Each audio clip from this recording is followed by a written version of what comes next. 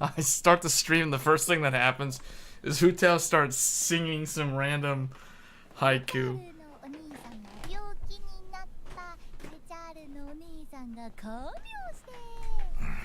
Alright, so against my better judgment, I did actually go and get it, just like Joey was saying in the previous stream. So I did actually get the Gen 5 SSD today at Micro Center. I kept going back and forth. Should I get this thing? Should I not get this thing? So I finally caved in and decided to get one. Because I figured there is literally no content. There's like one video on YouTube total that I've been able to find that showcases the inland TD510 SSD. The world's first NVMe Gen 5 drive, up to 10,000 megabytes per second read speed, up to 9,500 megabytes write speed. So I do have one here. We will be doing a video or two on that because there is a total lack of content on that as of right now. So I figured, hey, I can get the clicks, I can get the likes, since it's for one of a kind. You know, there's only like one other video out there right now, but I'm sure in the coming weeks, the larger YouTube channels are probably going to start showing PCIe Gen 5. Whether or not it's actually needed is debatable. But it's more of one of those things where it's like if you're a technology enthusiast, if you're a power user, if you're someone who just wants to be an early adopter, anyone who falls into that kind of category, you know, this is gonna be like right up your alley. So, you know what? Before we do this, let's do this while I'm waiting for people to join. We're just gonna do Genshin Impact at first. I might go to Hogwarts Legacy later in the stream, or we might just do a big like TED Talk deep dive on whatever ends up coming up based off of like what the viewers talk about in the chat. So there's always that.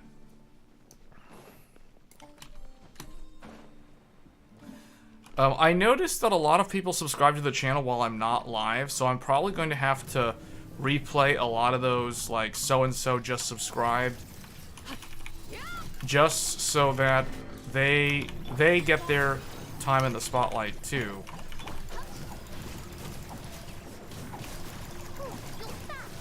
If this is too loud, I'll lower the volume. If the game volume is too loud, you guys let me know.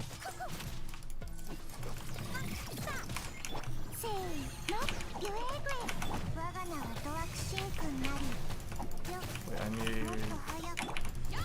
Who's now?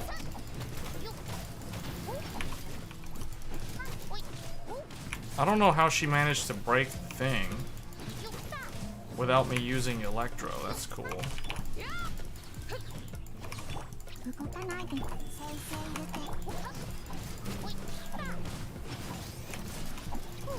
This group is not really an ideal group. I'm just doing this because I want the friendship levels to max out on these characters.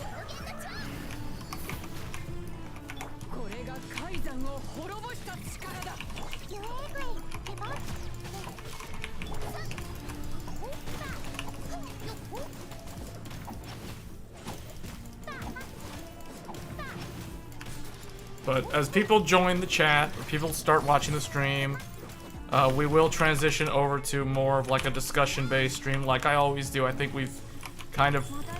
The stream's kind of coming to its own in terms of the format here. For those that are new to the channel, you know, feel free to just say something in the chat. Let me know if you have any questions on gaming or technology. That's what we're going to be talking about.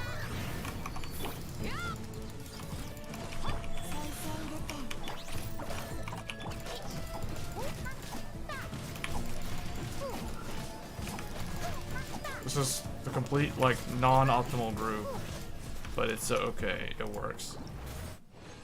I think that was the last one I need. Okay, so we're done with that.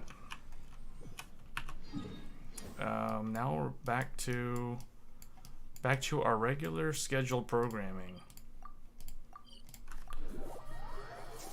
I wanted to start the stream earlier, but I was working on another video for the channel, so that's kind of why it got delayed.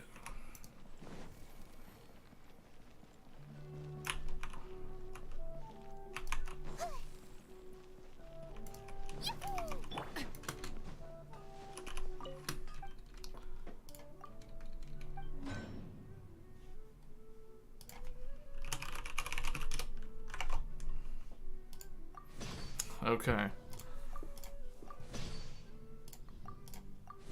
So let's see who, let me check. Cuz I know Joey got the Gen 5 SSD. So we'll learn more about it here in the coming weeks. I'm sure.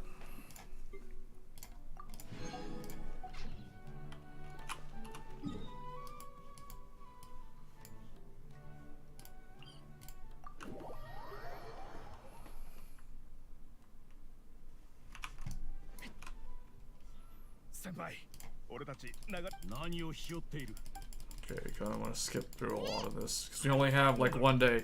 This game is full of FOMO. Fear of missing out. The only reason why we're doing this is because I want to get this entire event done in one sitting. Oh wow.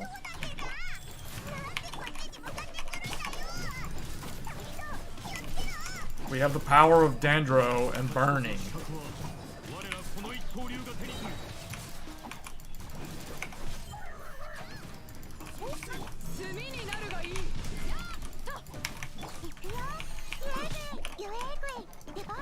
This guy's taking so much burn damage.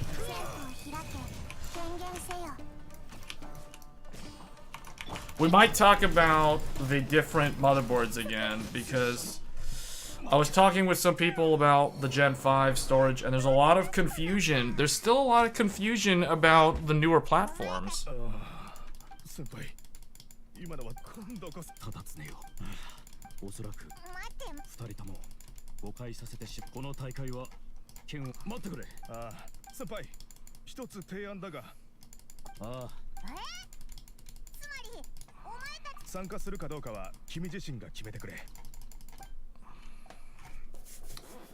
Come on, let's get on with this. I wish you could just like skip the cutscenes. We actually have the wrong group, but I think we're just whatever. We're just gonna run with it. Here, you know what? I bet the audio is too loud. The game audio probably is too loud. Let me go turn that down. Yeah, that's way too loud. There, that's probably better.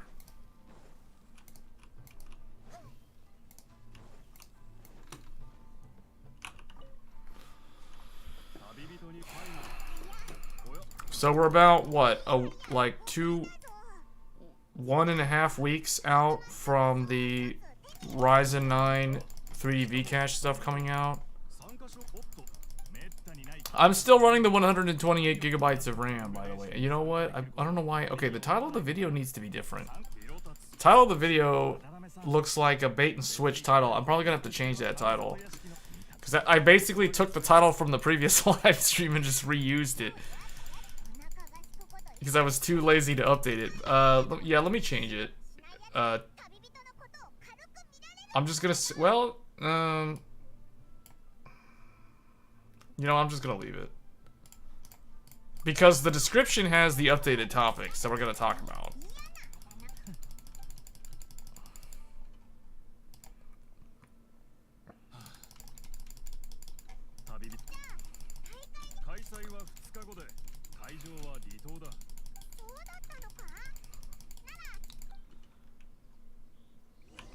Is this supposed to be the one where she has like the Mondstadt clothes or something?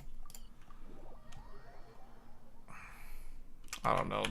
This is what you this makes me think of like college days where you have to cram for your exam because you didn't study throughout the weeks. So this is what this feels like. I have one day to do this limited time event in this game There's only like how many hours are left in this thing? I've got, okay, 1 day and 5 hours to do the whole thing. But the problem is I have no idea how long this event could be. So we're just gonna have to spam past every single dialogue and everything.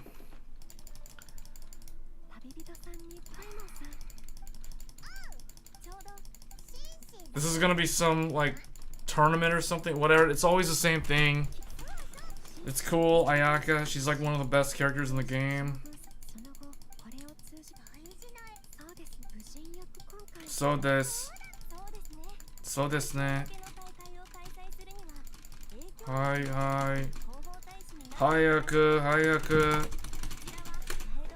Why can't you skip the cutscenes?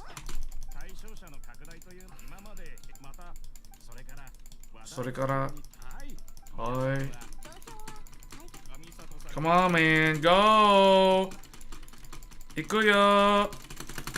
Hayaku. Alright, anyway. I got it on auto. It's going as fast as it can. Too bad, like, PCIe Gen 5 doesn't help when it comes to speeding up cutscenes.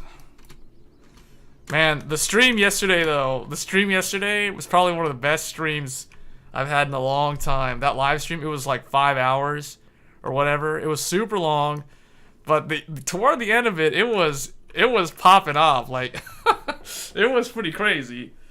I clipped one part of it, although I don't really know what to do with YouTube clips. Like, it's not like Twitch where you can make highlights. I wish YouTube had something like that. Because that one part where, that whole discussion about, like, those NPCs in Hogwarts walking away, and, they didn't want to hear me tell them about, like, computer hardware or whatever. So, you know, that was hilarious. They just walked off. I'm like, hey guys, I want to tell you about some PCIe Gen 5. Just like walk away. Nah, I'm good.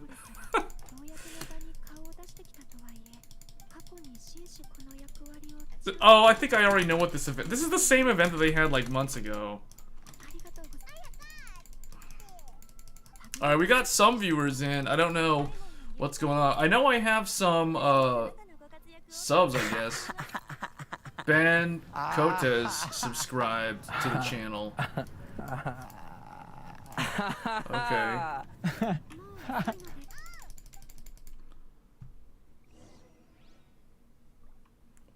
Alright.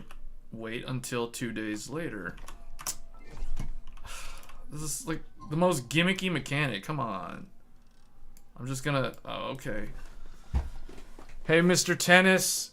Great stream. Yeah, it was. It was probably one of the best ones. I went through the footage earlier today, and I put in so many timestamps because there was so many things in that stream. It was just all over the top. It was like almost like some kind of weird Asmongold stream, except it was tech related. It's like, okay.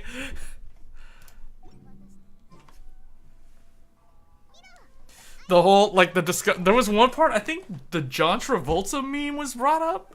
So that's why I ended up putting, like, that picture into the thumbnail. The John Travolta meme stream, for those that were trying to fight against scalpers, or they themselves were using that stream to scalp the GPUs themselves. I had a discussion about this with somebody from Micro Center, like a sales guy at Micro Center today. We were talking about, like, he was telling me his perspective as someone in the tech sales, talking about how, like, during the pandemic, during the whole, like, supply chain shortage, everybody wanted 30 series NVIDIA cards. Nobody could get one. Even Micro Center's prices were way up because the supply was so constrained.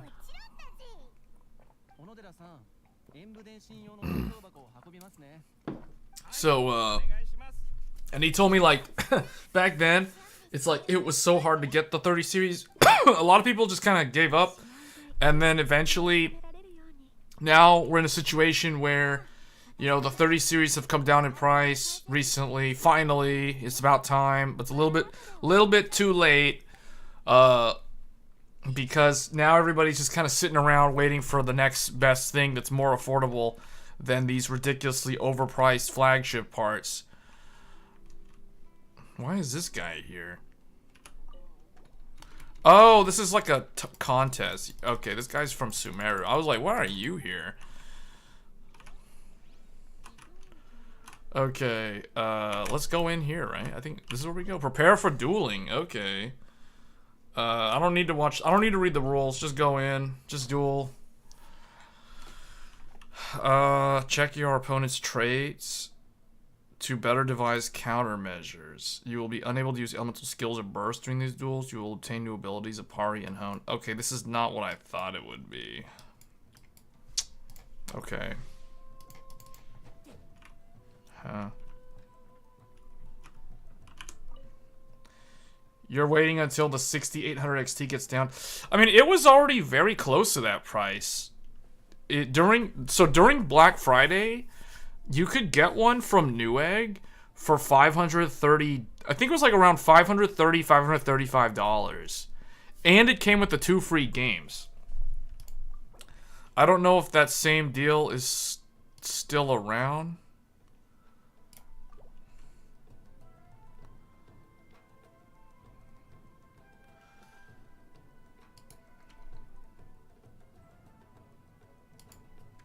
Okay. Samurai Warriors.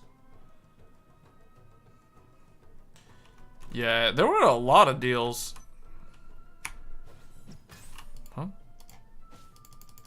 Am I literally just supposed to attack you normally?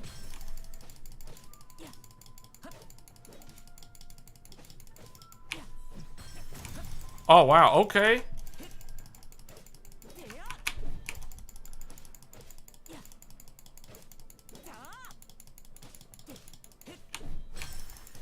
Oh, when you parry him, he takes way more damage. Apparently, parrying him, he took like 35,000 damage.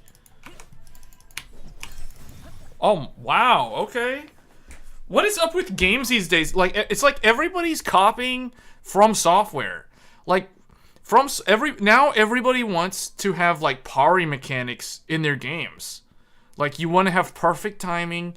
You want to be rewarded for successfully parrying an attack, or parrying. I guess I should say parrying, because that's probably the correct way to pronounce it. But where I'm from, we say parrying. But anyway, parrying, you want to parry the attack perfectly, and then you're rewarded for doing that. It's like, really? Why is every game just copying each other, all doing the same thing now?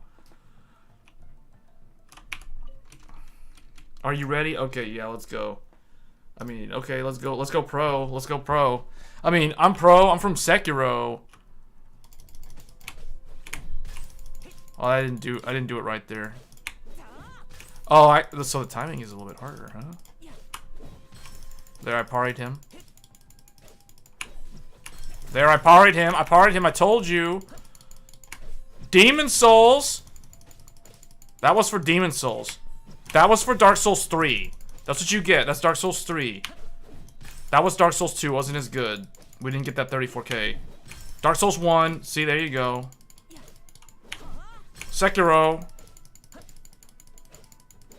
Bloodborne. Uh-oh. I don't know what that was. That was Mortal Shell. That was the copycat. Okay. What's your plan for this stream tonight? I don't know. I really feel like it's one of those things where it just ends up like organically going wherever it goes based off of what people ask for in the chat or what people talk about in the chat. That's usually what ends up happening. That's what I've learned. So I just kind of go with it. I'm just trying to hurry and speed through all this because I have one day to do all of this.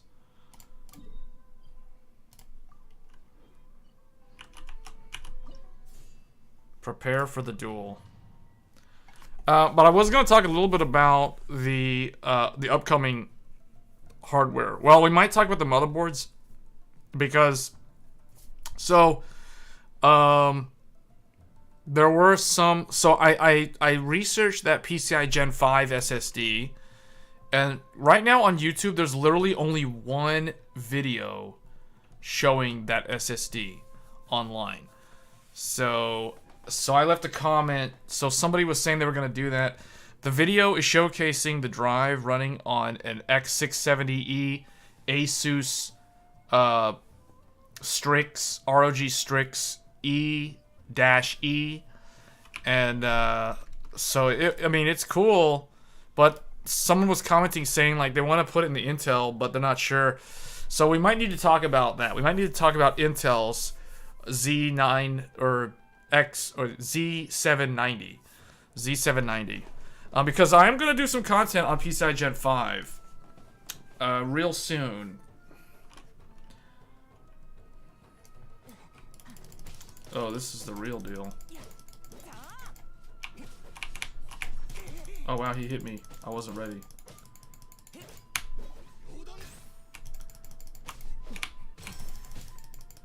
I parried him, but I took some damage. Why is this guy's moving around? There we go. There we go. That's what I'm talking about.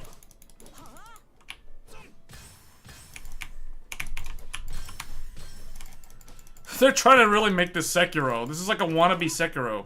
It's like somebody on this game's dev team recently played Sekiro.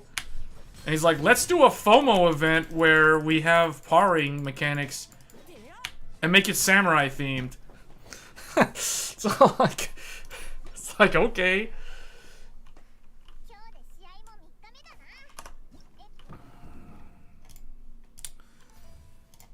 This game with their constant, like, FOMO. I completed the duel on hard difficulty. Wait, I thought I did it on hard difficulty.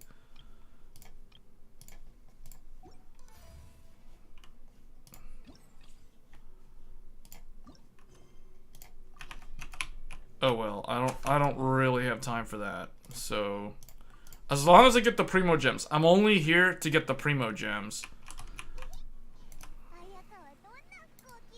That's all I care about. And Hutao's gonna start singing again. If I start talking too much about technology, Hutao starts singing. She gets really bored and starts singing. The characters in this game are kind of, some of them are, they range from like outright hilarious to grungy edgelord to creepy. That's the extent of what this game is, for those who are not familiar with this game.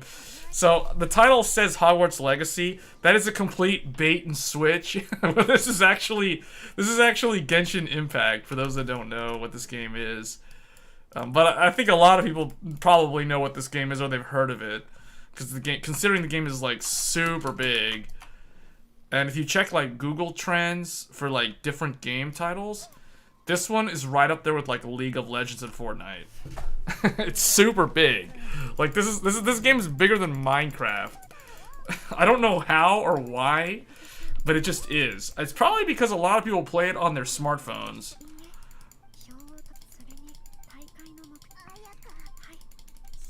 I'm just skipping all the dialogue. It doesn't really matter. This is just a FOMO event anyway. I will say though, I'm impressed by the amount of voiced dialogue in this game. Like, you can tell that the development team has an enormous budget to constantly be contracting out like the voice actors, because not only are they doing this in the native language of Mandarin, but they're also doing it in English, they're doing it in Japanese, and they're doing it in Korean. So they constantly have like all these different voice actors. I can't imagine what the pipeline or the roadmap for this game looks like, how far ahead they have to plan, because they have to do all the voicing.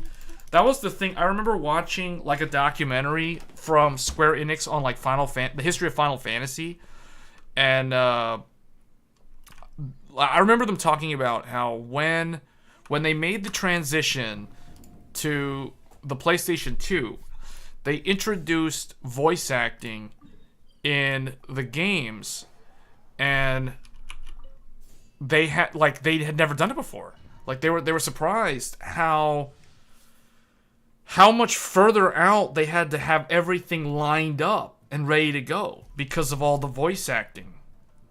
Like the script, the entire story, like all that stuff had to be done, you know, like typically like 4 months ahead of time compared to what it normally was in the past. So I think that's ultimately what kind of started the continual increased amount of time a game spends in development before it finally actually releases to market. Because if you remember in the 90s, well, for those that are too young to remember what it was like in the 90s, the games, a lot of games were cranked out like way more quickly than they are now. You know, like franchises, like developers were a lot more creative. They took a lot more risk. Games were also, I mean, granted they were a lot simpler. You know, there was less to them. The production values were far smaller. The development teams were way smaller as well. So, you know, all those kind of things. Oh, now we're fighting the big guy from Sumeru. Your first game was Final Fantasy X. Yeah, Final Fantasy X was the first voice-acted game in the Final Fantasy franchise. And that's still my favorite Final Fantasy to this day. Like, if I had to pick a favorite Final Fantasy in the mainline series, it would be that one. Still my favorite one. Probably has the saddest ending, too, of all the Final Fantasies. Did I parry him? No, I think I dodged him. There. What do I do with... Oh, wow! 80,000! So I didn't even know how to use that attack. So that's how you do it.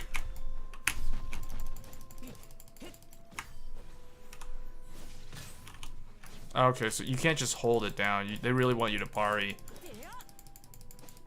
You can't just turtle.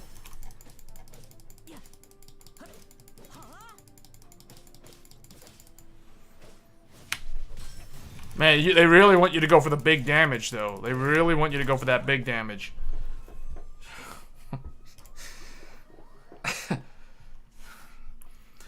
What that was, what you just witnessed, that's what it would be like if Sekiro had an easy mode.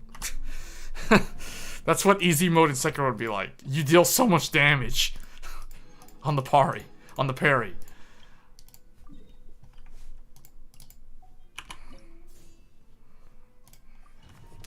You hope they remake it like 7. Oh, I don't think they're gonna do it.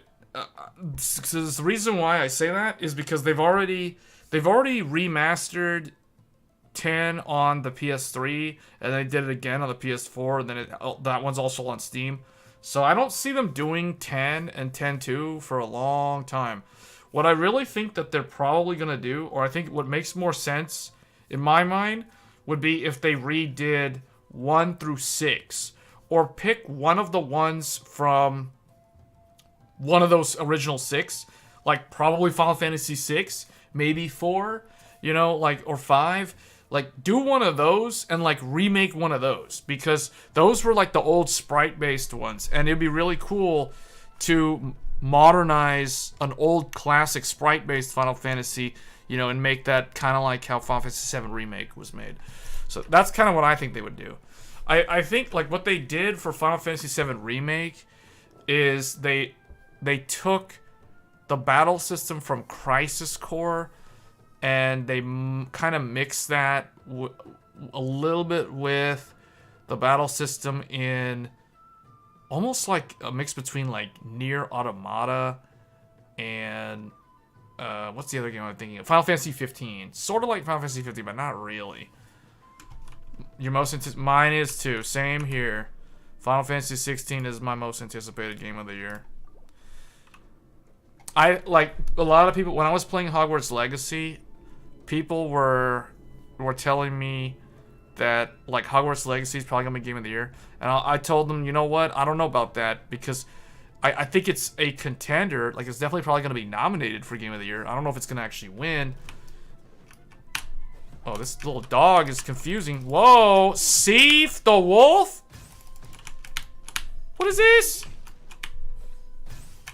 How do you... What the...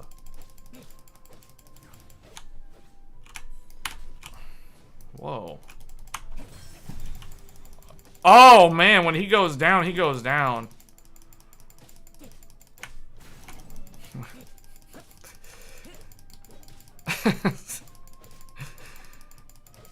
This dog.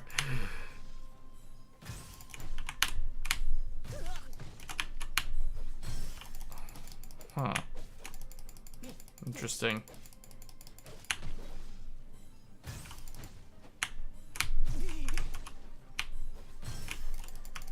Am I stuck? For a second I thought I was stuck in the corner.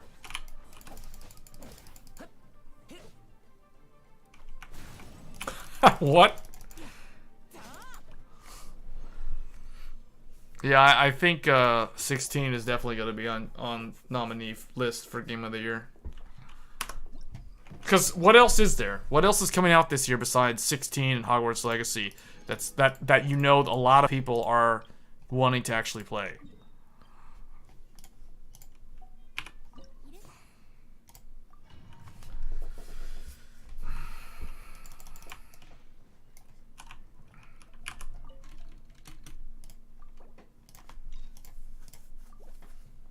Spider-Man 2? Do you really think Spider-Man 2 is gonna be that good, though? Like, is Spider-Man 2 really gonna be, you know, like, on the same level as God of War Ragnarok? Or Witcher 3? I don't know. I'm not saying that it's bad, or it's gonna be good, but it's like, do you really think that it's gonna be... Like, is Spider-Man 2's soundtrack gonna be world-class? Oh, this guy.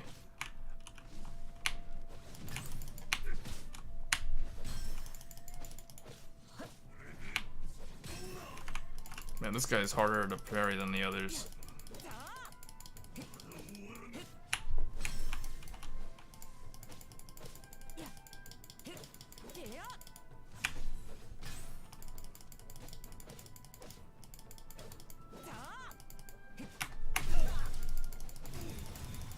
Whoa, whoa, what am I doing? Whoa, whoa, whoa, whoa, whoa.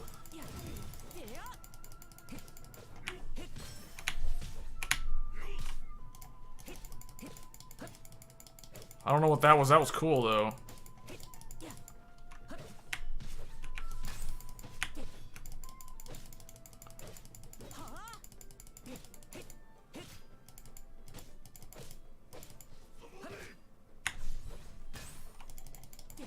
Oh, I think... Is my ult ready? Oh, no. Is it? Oh, yeah, it is. Oh, yeah, it is. This makes me think of Onimusha on the PS2. What was that? Like, what are these developers playing? They're like playing all these like retro games, putting stuff like that in there. That was literally Onimusha 2's chain combo attacks. Or Onimusha Dawn of Dreams, my favorite Onimusha game. It was literally the last Onimusha game from like way back. So Resident Evil 4 is gonna be really good, but I don't know, like, Resident Evil 4, does it really seem like it's gonna be Game of the Year material, though? See, Resident Evil 4 and Spider-Man 2, to me, they fall into that category of being, like, they're really good franchises, but they don't really do anything, like, super innovative or novel where it's worth, you know, a Game of the Year award, if that makes sense. That's my only problem with those two. Because, think about it like this. In my opinion, to be Game of the Year, you have to... Not only does the gameplay have to be really engaging and fun, the story has to be really good, even if it's a multiplayer game. And also, it has to have an amazing soundtrack. It has to have... It can't be buggy like Cyberpunk. It can't, like, how that was at launch. It has to have everything going in the right direction from the start. So it has to have a solid launch. It has to have a good, like, character, voice acting has to be on point, but the soundtrack makes a big contribution to the game too, right? Like think about it like this. Like, Final Fantasy 16 soundtrack is gonna blow the doors, like, straight off, like Spider-Man 2, Resident Evil 4. Like, they can't even hold a candle to that game. It's like it's not even a fair comparison. So, like, I was surprised because I haven't played that much of Hogwarts Legacy, but a lot of people were telling me Hogwarts Legacy's soundtrack's really good. And I was thinking, is it really that good? But like the more I play it, the more I start hearing different parts. The soundtrack starts opening up and it starts really getting more diverse and a lot more interesting and moving. So, you know, I'm thinking, okay, yeah, I guess they're right. Hogwarts Legacy is actually really good. And I just haven't played enough of it yet because I'm too busy talking about PCIe Gen 5. and you know, like ranting about EA.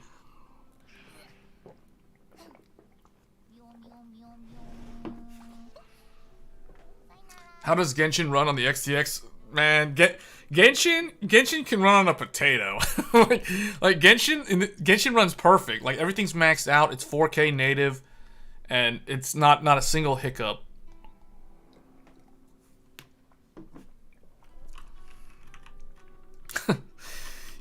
Genshin.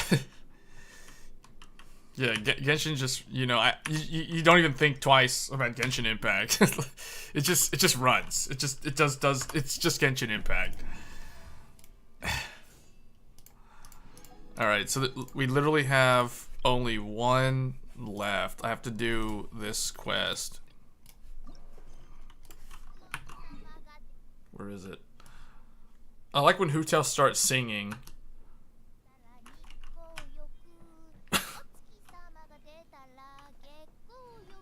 She starts singing. The Japanese voice of Hu Tao is like the best one. Wait, where am I supposed to go? Where is this? Huh? Oh, wait until the next day. No wonder. This stupid waiting until the next day. What's the point? What's the point of doing this? So right now, in terms of Game of the Year candidates, literally, I only know of two. And that's Hogwarts Legacy and Final Fantasy 16. So the thing is, Hogwarts Legacy has proven that it's a contender for Game of the Year. I didn't expect it to be, but so far I think everything's going perfectly for it. And then Final Fantasy 16 is just so highly anticipated that it's automatically on the list, even though it's still months away. See, like, Final Fantasy 16... basically, in my opinion, Final Fantasy 16 is in an incumbent position for Game of the Year.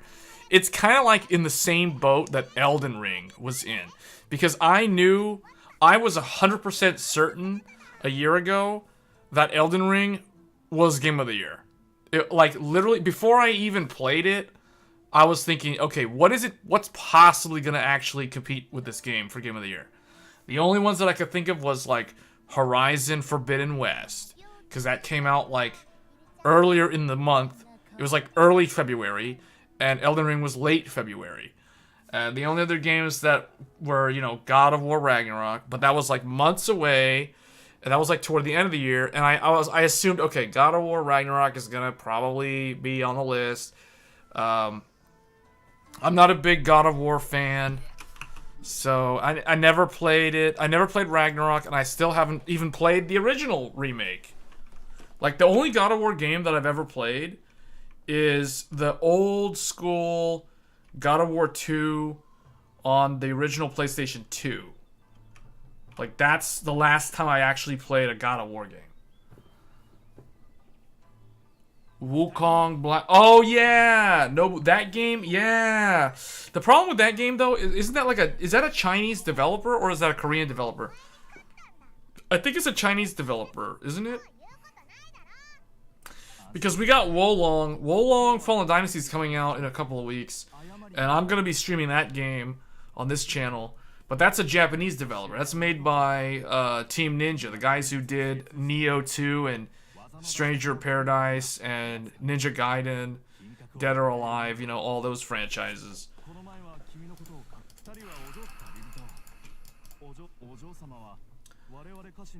So yeah, Wukong is the other one. Yeah, that's the really big scale one. But the thing is, I have no idea when that's coming out. Like Wukong is probably gonna be like next year.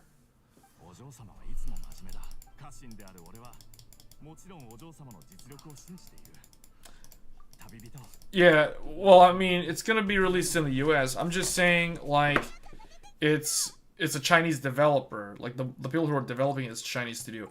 Because the problem with the Chinese studios is they take forever. They'll take forever.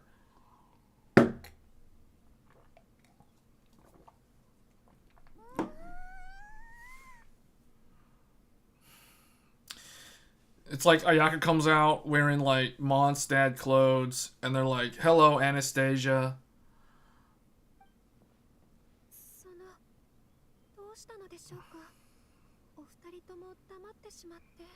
Where did she get those Mondstadt clothes?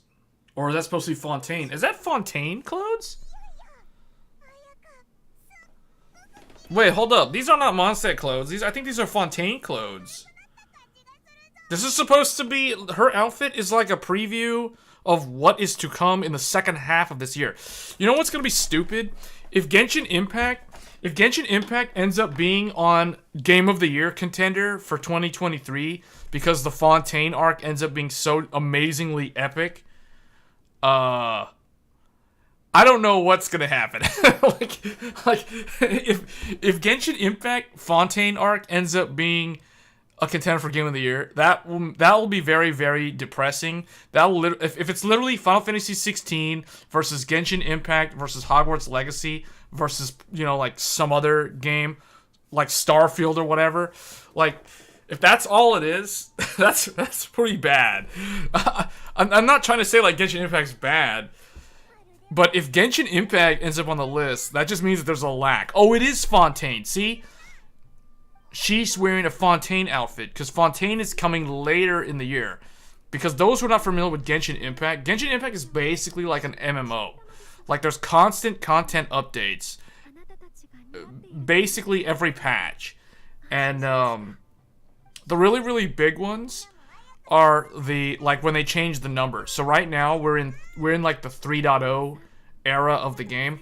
So like vanilla Genshin Impact was 1.0 all the way to like I think 1.7 or 1.6 or something, and then 2.0 was the Inazuma arc. That was like summer 2021, and then last August, we got Genshin Impact 3.0, which was the Sumeru arc.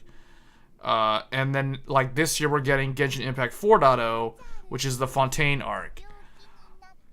So, you know, that's... What they do is they add a lot of content. And the thing about Genshin Impact, even if you don't play Genshin Impact, you have to admit, Genshin Impact has one of the best soundtracks in the gaming industry in recent memory. Like, the music of this game is so good that it puts a lot of other AAA games to shame. Like, straight up.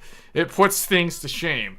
If you don't believe me, look up Liyue, look up Genshin Impact OST. Or just look up, like, the Shimmering Island. Or type into Google, Vast and Blue. You know, it sounds so classic Disney, but it is so good. If you like orchestral classic music, if you like ethnic music, like Mongolian music, Chinese music, Japanese music, I'm talking about like traditional, classic. I'm not talking about like J-pop, K-pop. I'm not talking about that kind of music. I'm talking about like opera stuff. Like, it's so good. The music in this game is insanely good. Like, I don't know if I'm gonna get demonetized if I try to show you like clips of the music from this game, but like the music alone can carry this game. Like, it really can. If you don't believe me, you need to look up like Genshin Impact OST, because some of the stuff in this game is just off the chain. Like, it's so good. It's one of the reasons why I still play this game, because I've tried to quit like multiple times. But I came back last summer for the summer event, and it was super good. It was like an Alice in Wonderland sort of story. You've heard that the Genshin Impact fanbase is wild. Some people are obsessed. Well, okay, see, the thing with Genshin Impact is there's the people who are like the extreme whales, because it does have a gacha mechanic. See, so it has banners. These are the character banners. And then you have, like, your reward currency, so you can do a wish for, like, the character. And then there's also like the currency that you can accumulate, or you can like buy. You can buy like an alternative currency, for example.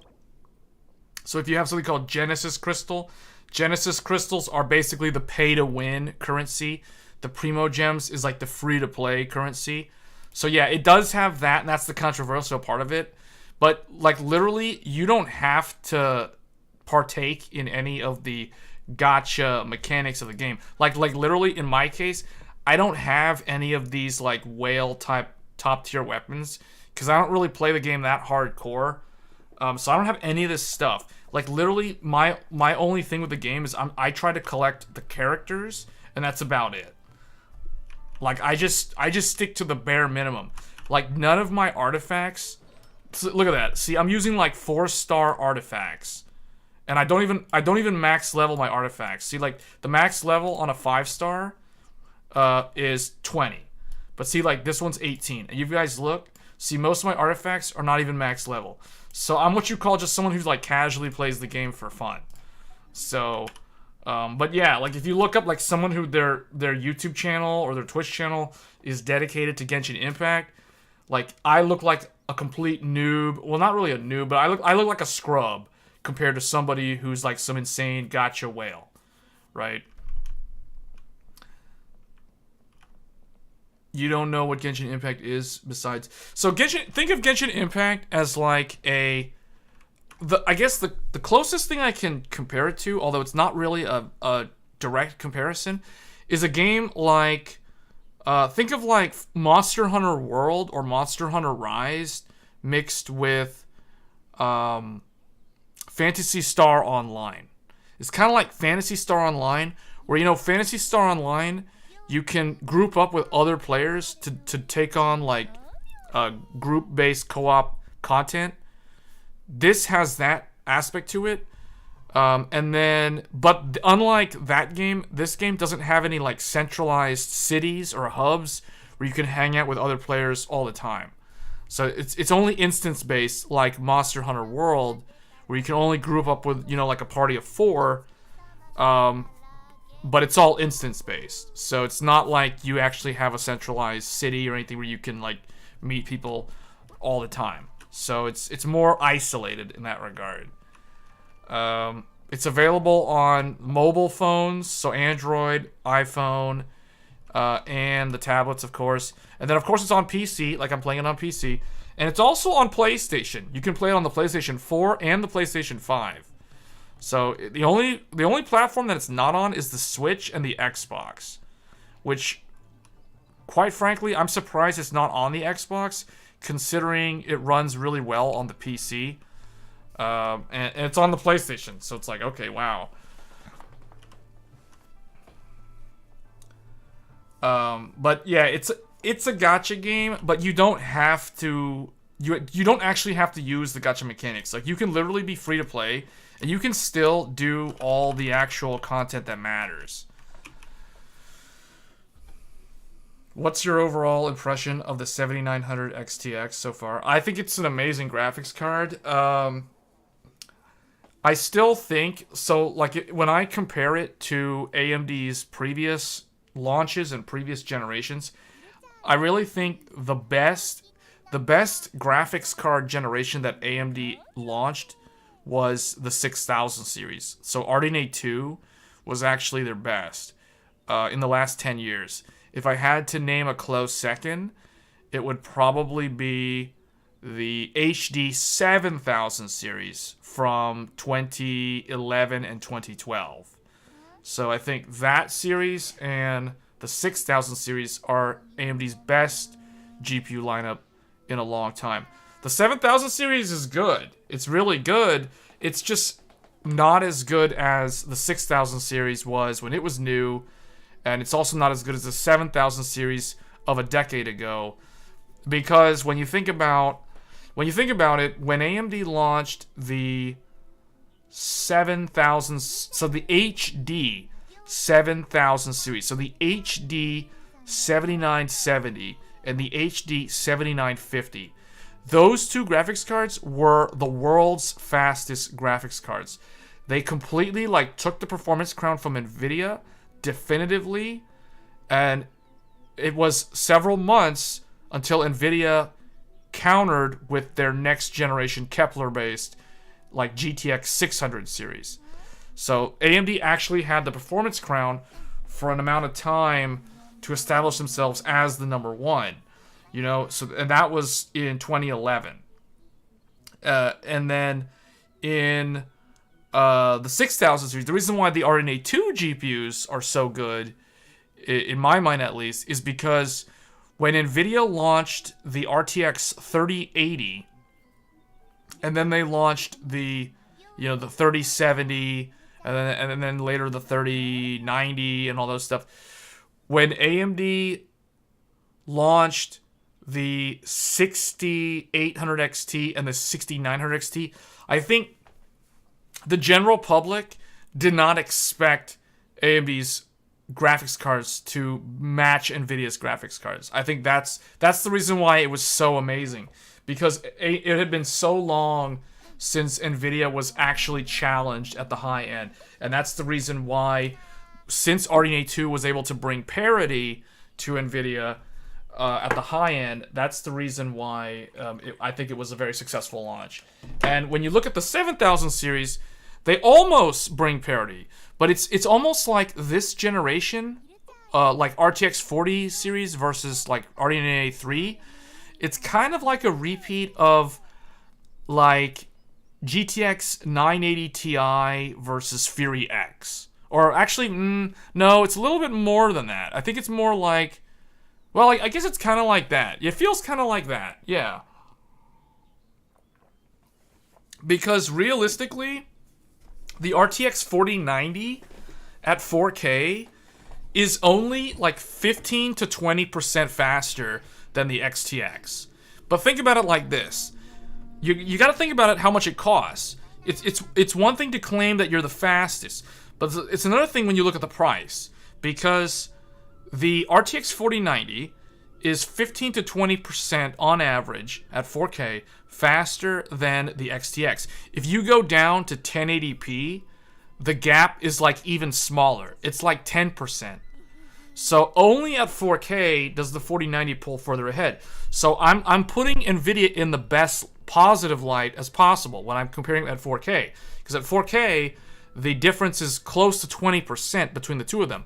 But think about it like this. 20% better performance in favor of the 4090 for 60% more money. So it's 20% faster for 60% more money. That to me doesn't sound like good value. So that's the reason why I feel like AMD largely is still very competitive with NVIDIA. The XTX does beat the 4080 in rasterization while costing less. So objectively, the XTX is a better card. Now, one might the most common argument in favor of NVIDIA for the 4080 is always the whole ray tracing argument. But the reality is, you got to think about it like this. As time goes by, as newer games come out, at the end of the day, rasterization is always going to be king. It's always going to matter more in terms of longevity for a product than the ray tracing performance. Because realistically, when the RTX 50 series comes out and the RDNA 4 GPUs come out, the ray tracing performance of the XTX and the 4080 is going to be irrelevant. Think about it like how it is today. Like, no one really seems to care about the RT performance of a 3080 anymore. It's like no one cares. It's like it doesn't even exist. See what I'm saying? So this is the reason why it's like, okay, yeah, the 4080 is faster in RT, but it loses in rasterization, and that's going to be the Achilles heel. Oh, and by the way, it also has 8 gigabytes less VRAM. We're talking 16 gigs on a $1,200 GPU versus 24 gigs on a $1,000 GPU. So this is the reason why, objectively, like, the XTX is a better card. Like, no matter how you look at it, the only saving grace on the 4080 is the RT. And realistically, like, how many games that actually matter have RT? And within those games, how much does the RT itself actually matter? See? So I challenge people when it comes to that, because, like, look at the games that people actually play. Genshin Impact, you know, so many people play it. Does it have RT? No. Do you need RT? No. See what I'm saying? So like Fortnite, same thing. Yes, you can do RT. What is it? The Lumen? It's like you can run Lumen RT, and it's like, okay, who cares? Because you can do the same thing with like a 20 series card or a RDNA 2 card. So it's like, who cares, right? So I don't buy that whole like RT, oh, it wins in RT, therefore it's justified that it costs more money. It's like, I guess to someone who's uninformed and doesn't actually think for themselves, maybe. But if you think for yourselves, it's like you're gonna kind of see like, okay, that just seems like a marketing gimmick. And that's the reason why I don't have a 4090 and I don't have a 4080. Because, I mean, you guys know how much hardware I have. If I wanted it, I'm gonna quote Superman from the Superman versus Batman movie. If I wanted it, I'd have it. If I wanted a 4090, I'd have a 4090 right now, right? So it's like, if I wanted one, I would walk into Micro Center tomorrow and I go get one. It's not like I can't get one. I choose not to get one.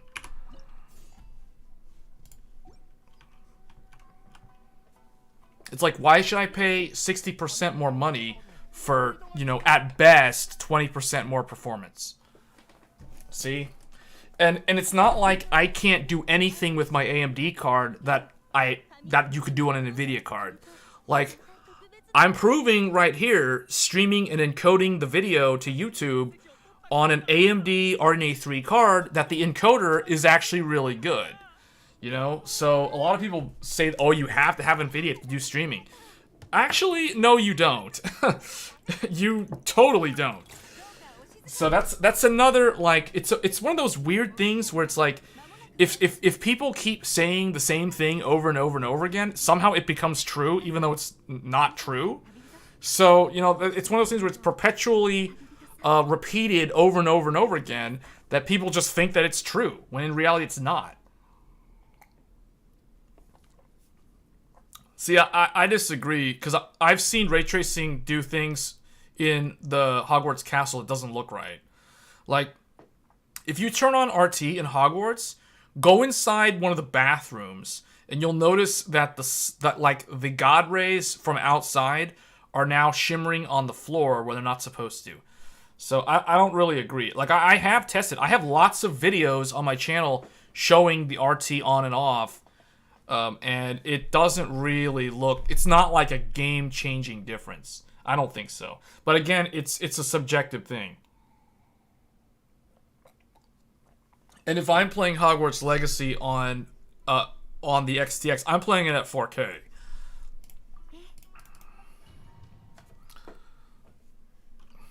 If you see me playing it on a different graphics card, like for example, the Intel Arc graphics card or something along those lines, that means I'm going to be playing the game at 1440p. Because I didn't actually plan to stream off of my test bench computer. Because I don't know if you guys, how familiar you are with my setup, but I have, so essentially I have the streaming computer, which I'm using right now. And this is the one that'll typically have the best audio because it actually has the big microphone. Uh-oh. Wait, is this like an actual... Oh, this is an actual fight. What did they give her, actually? Oh.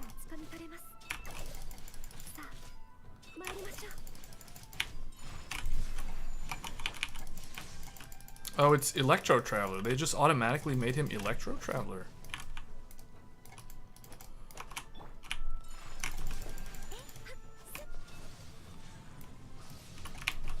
Oh, whoops. I need that Electro. Uh-oh. Ouch.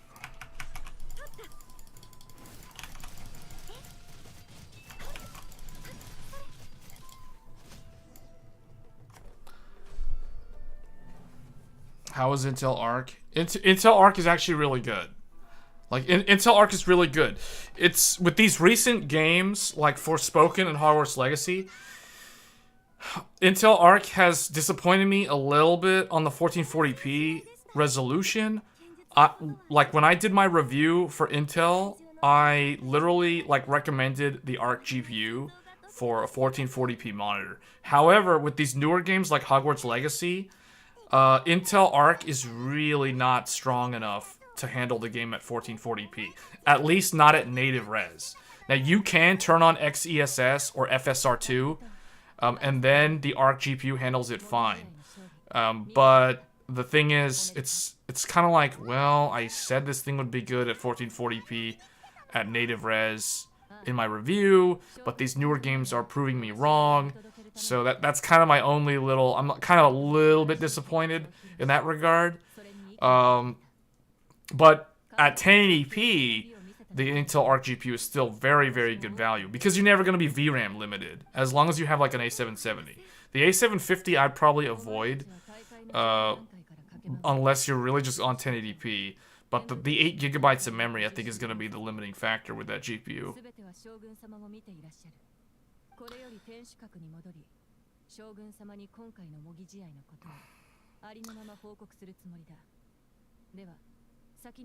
Things will shimmery, flickery, and look noisy in RT, but personal thing here, I notice enough of a difference to where I prefer it. Yeah. Yeah, and I do like that you can run XESS on the other vendors' stuff, too. Yeah, I like the Intel graphics card. It's funny because it's like... I said this in one of my videos. It's like, never did I... Actually, no, it was in the first live stream that I did on the launch day for the Arc A770. I said that never did I imagine that there'd be a day where I'm using a computer that has an AMD CPU and an Intel GPU. You know, I can't remember how many games I tested where Windows 10 kept trying to like make the game run on my integrated graphics, my integrated Radeon graphics on the Ryzen CPU instead of the Intel GPU. It's almost like Windows thought it somehow mistaken the Intel GPU as a CPU and thought that the Ryzen CPU was the primary GPU for some reason. Like I was like, wait, why is it doing this? Why am I getting 15 FPS? It's like why is Arc performing this bad? Open up Task Manager and you see like, okay, the integrated graphics on the Ryzen APU is actually pegged at 100%, while Arc is sitting there doing nothing.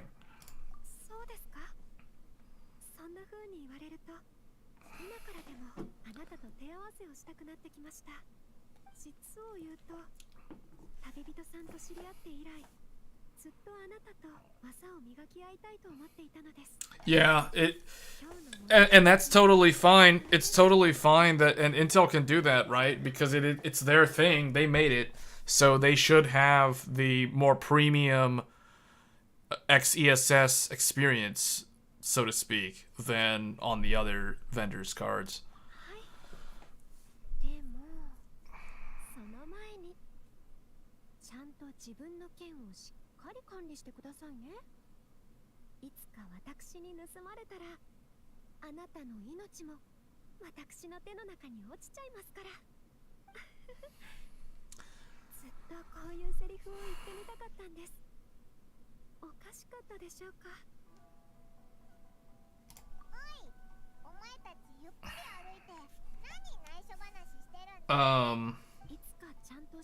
Yeah.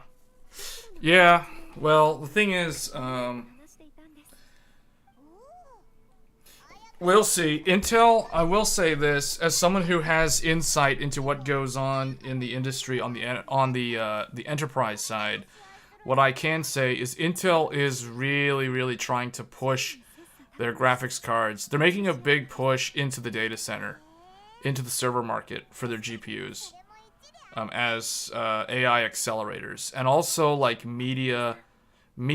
dedicated media encoding engines for things like basically like YouTube, but all on the server side. on the data center side. So like think of it like the server ingest side for transcoding and encoding the video, accelerating that process. That is really what Intel's trying to do. Just like AMD. Well, I mean, AMD's been trying to do that for years. AMD, it does have a lot of bigger plays in more of like the educational institutions and the kind of like the more like, I guess, abstract based things. So think of it like if you're a company that runs a data, like, okay, think of it like this. If you're YouTube, if you're Google or YouTube, and you are constantly taking video input coming from like all over the place. Like for example, this stream that we're on right now. Like this video is going somewhere to a YouTube data center somewhere. It's being uploaded, and then in that data center, what's happening is the video is getting ingested into a gateway server, and then that server is then taking my video feed and it's re-encoding it. Well, I call it transcoding it. It's transcoding it, and then it's outputting it to the viewers, like you guys watching the stream, so that you guys have the option, like if your internet, for example, if your download speed isn't that good, or if you're having a bad day with your ISP, you might not be able to watch the video at full 1080p 60. So, you know, YouTube gives you the option to drop it down to 720 or 480 or 360. Like those are called transcodes. So those are using different I think it's all the same multicast stream. But the thing is, you're able to pick which transcode you want to view, and like the server is able to hand you, you know, which one based off of the bandwidth demands. So that sort of thing is taking up a lot of like server resources and overhead. Think about like how many people are watching YouTube right now, and how many people are uploading to YouTube right now. See, that's crazy. Think about that. So there's a big market for like transcoding the video feed, and also like compressing the video feed without losing quality. This is where enter AV1 encoding comes into play. So AV1, like everybody's been talking about AV1. It's a big marketing thing. The XTX has got it. So like if and when YouTube decides to allow AV1 encoded streams, I can start streaming to YouTube using AV1. What that means is that for the exact same image quality that you're seeing right now, they can literally cut down the amount of bitrate or the amount of bandwidth that I need to transmit to the server to get an equivalent image quality. So think about how that's a good thing. Well, it cuts down on how much internet upload I need to maintain to my ISP, and that also cuts down on how much bandwidth my ISP needs to transport to YouTube. And when my ISP takes the video feed that I send to them on their routers, they have to peer with another ISP because, you know, they might not be directly connected to YouTube server. So they have to ping pong it basically across the internet to all these different ISPs in like a long chain, and each one of them. So by me cutting down the amount of bandwidth that I'm using, all of them are just cutting down the amount of bandwidth that they use to just keep forwarding my traffic. So it has an exponential effect on the overall market, because you're able to get either the same quality for less bitrate or higher quality for just a small amount of bandwidth required, right?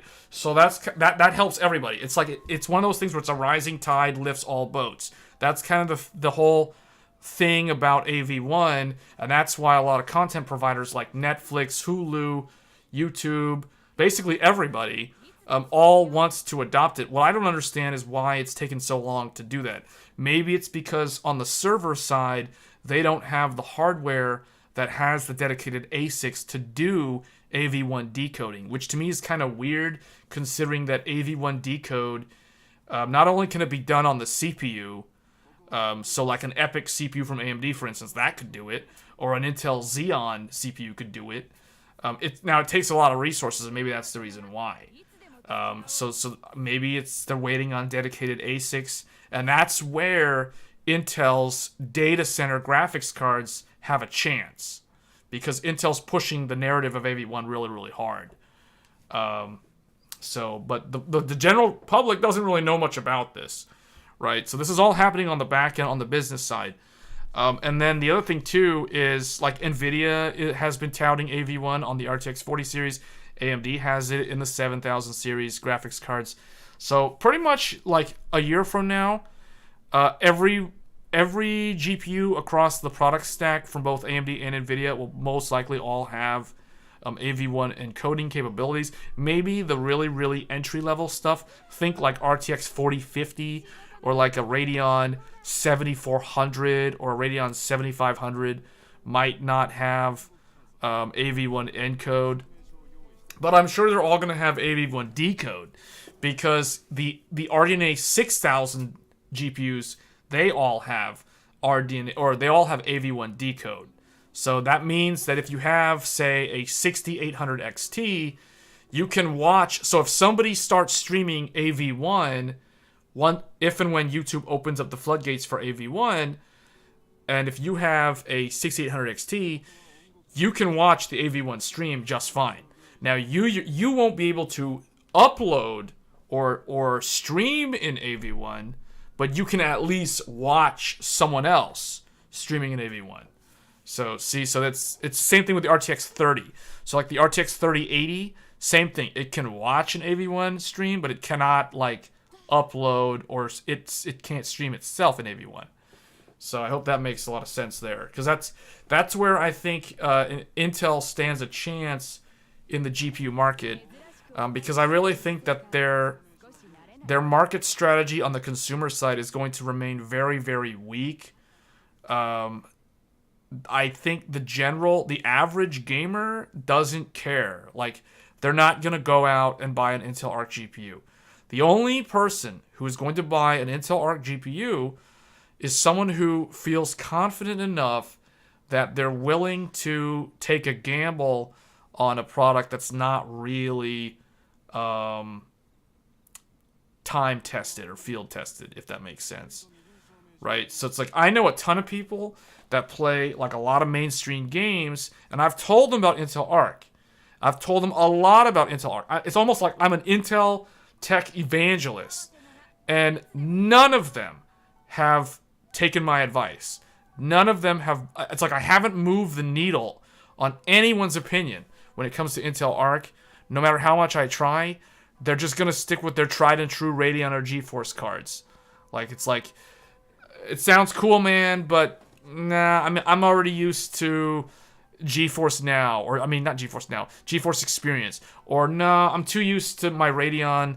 It's just easier with Radeon, you know. Like, I could just turn on chill and set my frame limiters in my single player games. It's like I don't need all that stuff, because and I can't really argue against them in favor of Intel, because honestly, Intel is still lacking a lot of features. Like, NVIDIA and AMD are so much further ahead. Just basic things, like, for example, like Radeon Chill.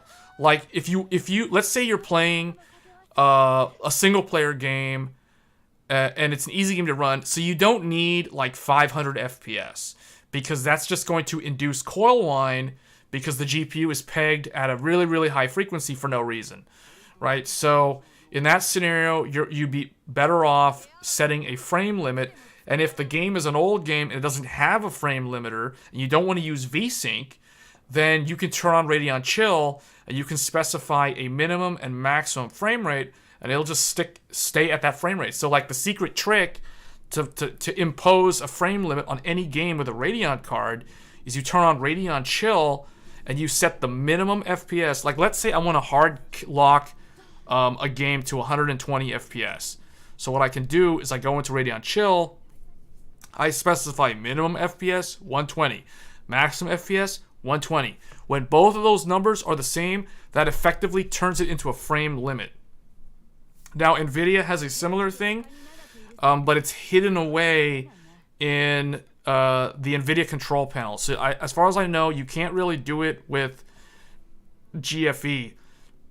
you have to use the NVIDIA control panel, and it's hidden away in some archaic menu. It's hard to find, but they do have one though, and it does work.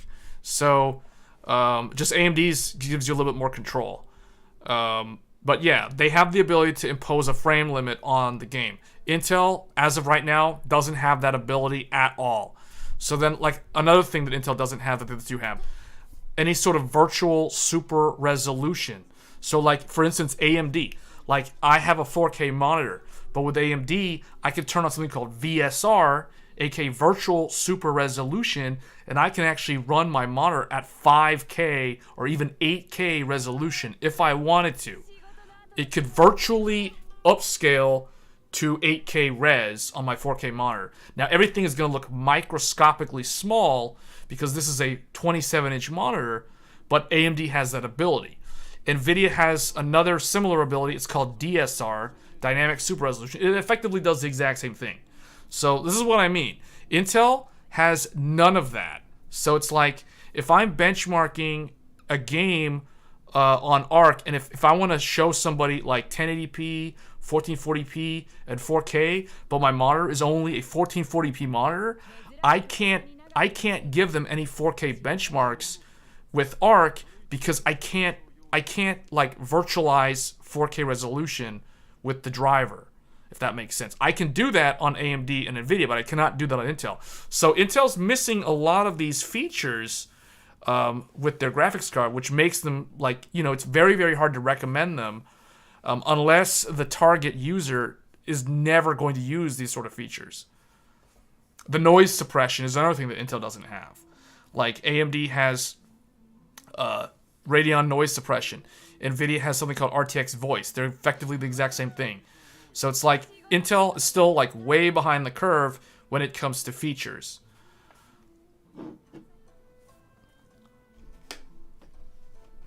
You're actually considering the 7900 XT. So the 7900 XT is actually a pretty good graphics card.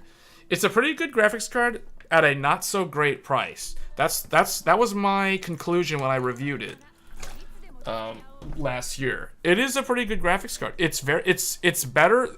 Let's put it this way. I will never recommend the 4070 Ti. The 4070 Ti is a dead on arrival garbage graphics card. For that amount of money, for $800 for a 12 gigabyte graphics card, that's only as good as an RTX 3090. I mean, I say only as good as the 3090, but you know, like, it's not a good purchase. Buying a 12 gigabyte graphics card in 2023 for $800 is not a good use of your funds. So that, but when it comes to the 7900 XT, it's like, okay, $900, that's not a good price either, but at least it gives you 20 gigabytes of memory. Think about it like this. The 7900 XT is $900, and it gives you 20 gigs versus a 4080 that is $1,200, so $400 more, but only has 16 gigabytes of memory. So the AMD card is $400 cheaper and gives you 4 gigabytes of more VRAM. See what I'm saying? So it's like, at least AMD, at least there's a way to kind of justify AMD's product, whereas with NVIDIA, I just see a lot of gaps. Like, the only thing with NVIDIA is like, okay, RT. Okay, yeah. What games do I play that actually has RT? Okay, Hogwarts Legacy? Like, what else do I play that actually uses RT? Like, Genshin Impact? No. So it's like, okay. Lightning Returns? No. You know, older games? No. So it's like, you know, it depends on the use case. That's why rasterization is still going to be the king. So it ultimately depends on the person. RT is still a very subjective thing. You don't know why more people don't talk more about those features. Hard locking frame rate.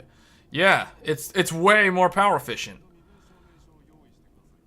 I almost always frame cap every single one of my games. Like, when I'm playing Hogwarts Legacy, I always have the frame cap set to 120. There's no reason why that game needs to go above 120 FPS.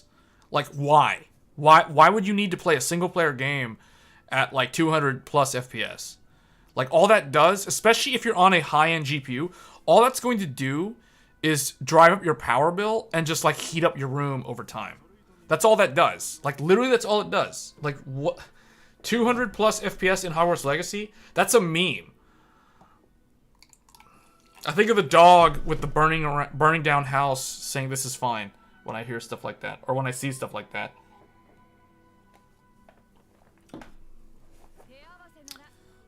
But yeah, the problem is the prices are too high.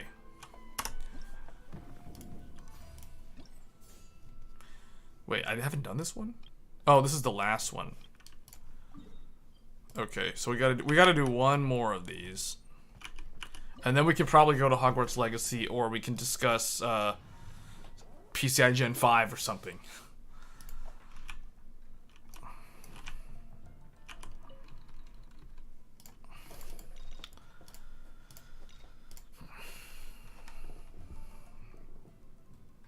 Oh, now I'm fighting this thing solo? Okay, this is gonna be a lot harder because Ayaka's not here. Although, if they give me the ability to parry, then it's gonna be easy. If I can't parry, I have to actually fight him, like, with normal attacks. This is gonna take forever. Oh, I can actually parry him now. This is gonna be funny. Unless I completely fail. Because I don't remember the timing on any of his attacks.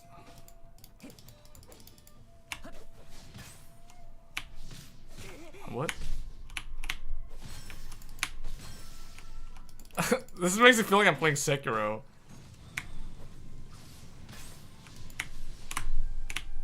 Huh? What was that? Like he... Oh, he has an after image. Okay, I got my ult now, so he's gonna take damage on the next attack. Yeah, big damage. Yeah, there we go. There we go. Onimusha, Ninja Gaiden to you too.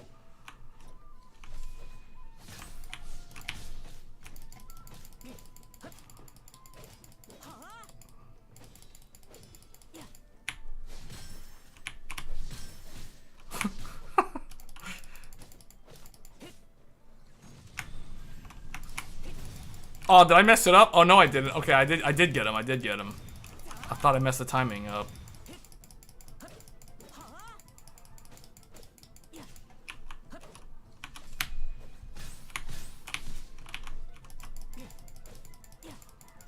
You had to use the willpower not to go to Micro Center after you talked about the You know, Joey ended up getting one. Joey got one.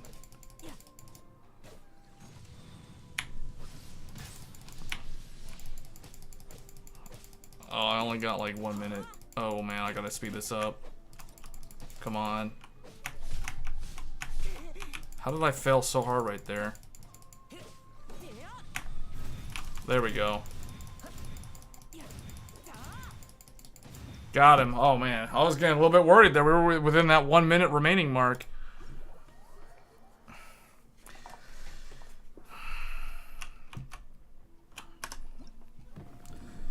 Yeah, the Gen 5 drive is interesting. According to Joey, and I don't know if he's gonna show up in the stream at some point, but he told me that so he got the drive and that he took it apart to see what was like if the bottom of it had any pads or any chips, and it does, which is really interesting because it means that if you're going to use, so that's very good that he did that, because there's literally no content on the internet. There's literally one video on YouTube right now of that very drive that we talked about. And, I mean, it's fast. It is the fastest SSD on the planet as of right now. However, the thing about it is it's a little challenging if you want to actually use one. So, okay, so now we're done with, I think, am I completely done with this event? Hopefully I'm done, so I can finally, like, start talking about technology. These things, I don't need to do this. I just wanted to get my Primo Gems. So I got all my Primo Gems. Yeah, I think we're done. Okay, we're done. And I did all the quests.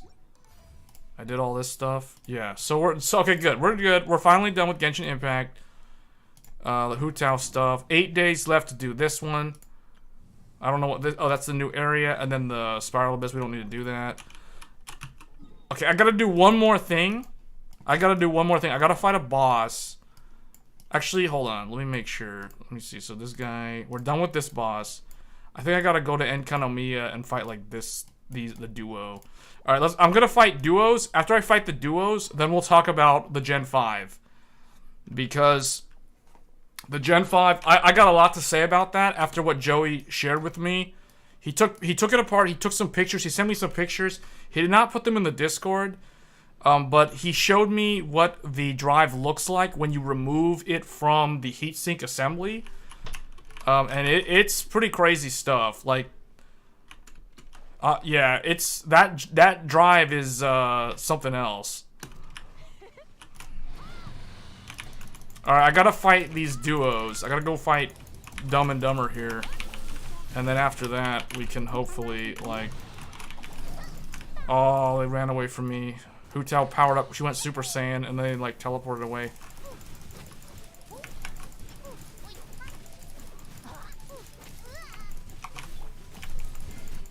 $24,000 critical. Oh, Chi-Chi's on cooldown.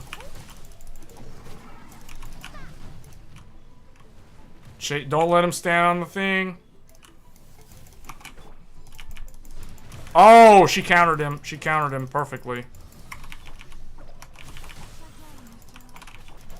Come on, Hu Tao. Hu Tao's basically... So she's basically Goku. She's like a female Goku character in this game.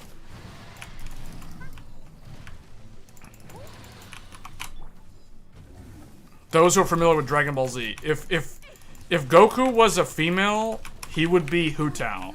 That's basically what he would be.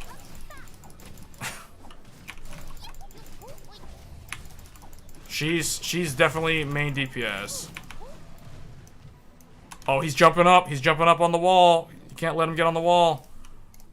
Beto, knock him down. Oh, she didn't power him perfectly, but he still fell down. So Beto, she's like a female Cloud Strife because she's got the big Buster Sword. Chi-Chi's like Kate Sith from Final Fantasy 7. she's actually a zombie. She's actually an undead. So yeah, this game is weird. This game like it's kind of cool. Like the lore in this game. Okay, I think that one died. Yeah, he's out. I think he's out. Yeah, he's out. Okay, so that just leaves this guy.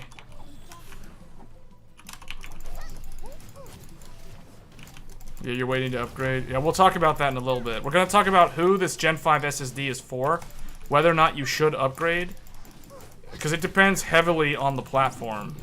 And we're going to talk about the platforms that are eligible.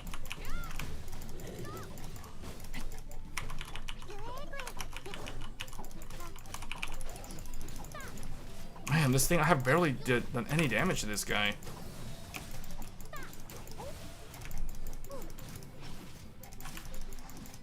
She's just smacking him around for like 11k damage right there.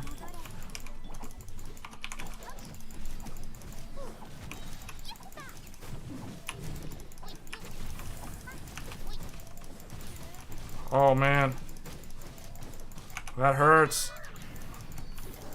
There.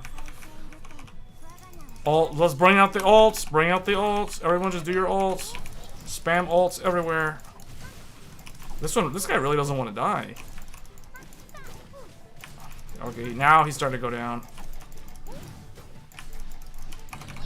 Got him, okay.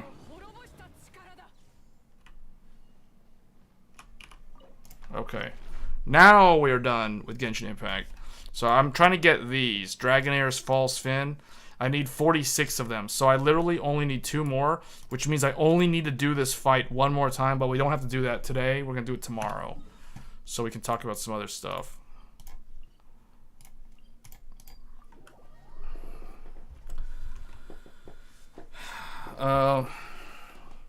But yeah, I'm gonna talk about the Gen 5 SSD and just the technology upgrade path in general, and who's the primary candidate and who should actually do it, and what's the sort of hardware that you need if you actually want to get one. So here we go. We're gonna go into Paint like we always do for these sort of things, and I think somebody. Okay. Elias Nito subscribed. Welcome to the channel. Don't be a lurker. I mean, if you wanna like engage in the chat, feel free to do that. Okay, I don't want to blind everybody, so we're gonna make it darker. Where is? There we go. Okay. I always have to like rearrange things so that it shows up. Okay, so whoa. Why does it always do that? I don't know why I have to resize this every single time. It's like it opens it up so big for some reason. Oh, you know why? It's because it's saving it for like a 4K screen or something. Why is it so huge? Man, even at that, it was that much larger.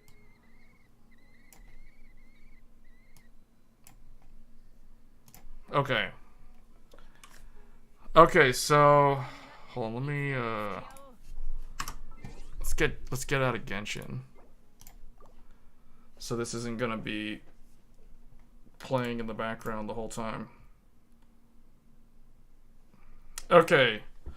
So PCIe. Whoops. PCIe timeline. We're gonna focus mainly on storage. But we're gonna talk about like the graphics side as well. So I don't really remember PCIe Gen 1. I know it was like the middle of the 2000s, and then Gen 2 was like the later part of the 2000s, and then Gen 3 was 2011. So 2011, the year was 2011. The very first PCIe Gen 2 graphics card, or no, the very first PCIe Gen 3 graphics card was the Radeon HD 7970. This was the very first PCIe Gen 3. We'll just say Gen 3 GPU. So that was the first one. So that marked the beginning of the Gen 3 era with the launch of the HD 7970 at the end of 2011. It was like November 2011, if I remember. And the thing is, you needed a platform that supported Gen 3. Now, at the time when this graphics card came out, there were literally no CPU platforms that supported PCIe Gen 3. The very first PC or CPU chipset platform to support Gen 3 came out in 2012, and it was the Intel Ivy Bridge. So that was called 3rd Gen. So think i7 3770K, i5 3570K. So these were the first CPUs to support Gen 3. Now, there were also the Sandy Bridge E, but Sandy Bridge E did not have... I don't think Sandy Bridge E, which was X79, that was the HEDT, or the high-end desktop. So those are the 6 cores. I forget what they were. But anyway, the Ivy Bridge E had PCIe Gen 3 support. But at the time, that didn't really matter too much because I'm trying to remember, like, NVMe. So at the time, there were no NVMe drives. So you got to remember, in this era, during this time, most SSDs were SATA based, which means they were the 2.5-inch SATA. So think of things like Samsung 850 Pro, 840 Pro, Samsung 840 Evo. Like these were kind of like the typical SSDs that people used in that era. So even though we had PCIe Gen 3 with the first GPU and the first CPU that could do Gen 3, it didn't really matter because, like in terms of storage, nobody cared because like everybody that was doing SSDs were on SATA-based SSDs. And I remember my very first SATA SSD was literally a 250 or 256 gigabyte, or maybe it was a 240 gigabyte. I can't even remember. It was a Samsung 840 Pro. This was my very first SSD. My second SSD was a 500 gigabyte Samsung 840 Evo, because that was like a lot cheaper. The flash memory on this, I think, was TLC based, and this one was MLC based flash. So that's the other thing too, is like the flash. So if you have a data block of flash, if you have MLC, I think it's multi-level cache, I think. This means it can hold basically two different bits per NAND flash block. And then there's TLC, or triple level. I don't know if the word's cache. I'm drawing a blank on what the C stands for, but this one literally means that it can hold three bits per flash. And then later on, okay, the original one was actually SLC. SLC was the first one. That was like the OG of flash memory. That was literally like 1 bit per NAND flash. So you can see how this one was extremely inefficient. So you almost never encounter SSDs that are SLC based. Single level cache, like that's almost never encountered today. Yama is saying this game is so bad optimized. Are you talking about Hogwarts Legacy? Are you talking about the game that we're playing right now? Are we playing like Tetris or something? Are we playing Connect the Dots? No. But it's come a long way. So the most recent one is called QLC flash. And as the name implies, quad level cache. So whoops. So it's 1, 2, 3, 4 bits per NAND flash. So the general rule of thumb is the more bits per NAND flash, the lower the endurance will be. So what that means is an SLC based SSD will last the longest, and a QLC based SSD will have the shortest lifespan.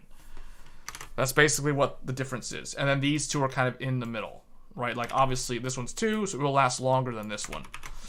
So those are the 4 different types. So when SSDs first came out, which was probably like around 2008, 2009, if I'm not remembering correctly, or if I am remembering correctly, like the first generation of SSDs were all SLC based, and then quickly they transitioned to MLC based SSDs.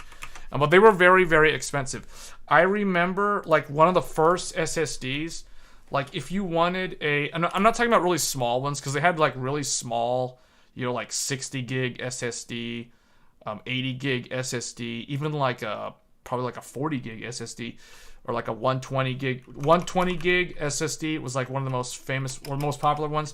But like if you wanted, say, a 500 gig SSD, back then in like 2010, that would cost you $1,500. You would have to spend like around $1,500 in 2010 for a 500 gig SSD. So you can imagine it was very and we're talking SATA SSD, by the way. We're talking about like old school, slow, 2.5-inch with the cable, SATA based SSDs, an OCZ Revo drive. Yeah, so my first one was the Samsung Pro, like that one right there, in like 2013. I think my oldest SSD is about 10 years old. Almost, not quite 10 years old. It'll be 10 years old this fall, probably, if I remember correctly. Because it's almost the 10th year anniversary of the Intel i7 4770K. I got that on June 4th, on launch day at Micro Center in 2013. And that was my first major switch to Intel from AMD pile driver. So, although I did keep the pile driver, so that was my first time where I actually went dual PC. But anyway, this is how much these cost back then, in like 2010, and then with each year the price dropped dramatically. But as time went by through the last 10 years, you know, TLC became a thing, QLC became a thing. So now you have SSDs. So typically this type of SSD will have a total bytes written value of about 400. So 400, anywhere from like 200 to 700, it would be like a total bytes written endurance rating for a QLC SSD. Whereas a TLC will typically be more like, you know, like 1200 total bytes written. So much better in terms of durability, or I guess endurance is the right word, not durability, because durability could mean a lot of different things. So Revo drive 3x max IOPS, it was 650 euros. Wow, that's that's a lot. Yeah, that's what it was like. 240 gig, right? Yeah, that's because I always think of like the 500 gigs, and those were like double the price. Actually, they were more than double the price. Like I mentioned, $1,500 for 500 gigs. Although I think in it was probably more like $1,100 back in like 2012. When I say $1,500 for 500 gig SSD, that's the year 2020 or 2010, not 2012. Yeah, and the thing that I remember doing back then was like reviving an old laptop. So taking your old 2.5-inch hard drive from your laptop and then cloning that onto a new 2.5-inch SSD, that literally made the laptop feel like a brand new laptop. The difference that made, oh man, that was like talk about like performance gains. That alone like made the laptop a brand new laptop just by changing to an SSD. So like SATA SSDs were really the driving factor back then. But then, you know, later on NVMe became a thing. So NVMe, I guess what we'll do here, we'll just kind of like remove all of this stuff.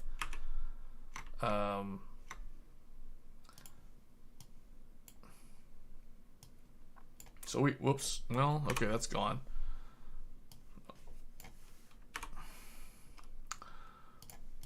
Whoops, that's not what I wanted to do. Okay, so what ended up happening is, so 13, 2014, 2015, 16, 17, 18, 19, 20, 21, 22, and now. So I'm kind of, this is obviously not to scale, but anyway, the point is, in 2013, 14, 15, 16, 17, did anything happen? 2017, 18, 19. So 2019, so Gen 3 was a thing. 18, okay, so 2017, and I'm trying to think, did anything special happen? Okay, maybe Maybe 2015 was the first one. I don't really... Maybe 2014 actually was the first one. I don't remember. Basically, what I'm trying to remember is when the first NVMe M.2 drives came out. And I think it was around here. Somewhere around here. Because in 2015, that was when Intel Skylake 6th Gen launched. So think of it like the i7 6700K, the i5 6600K. So these launched, and I think, if I'm not mistaken, these may have been the first motherboards to introduce a single M.2 drive. I think. And back then, like SATA, you guys remember SATA or SATA Express? Like SATA Express was another standard. The other one that I remember, because my MSI, so in 2013, I got the i7 4770K. That's the 4th gen Haswell with a Z87 GD65 gaming from MSI. That's the motherboard. So this motherboard featured M-SATA. So I could actually put like a micro SATA drive on that motherboard. That's kind of the first, like, M-SATA was like the first sort of,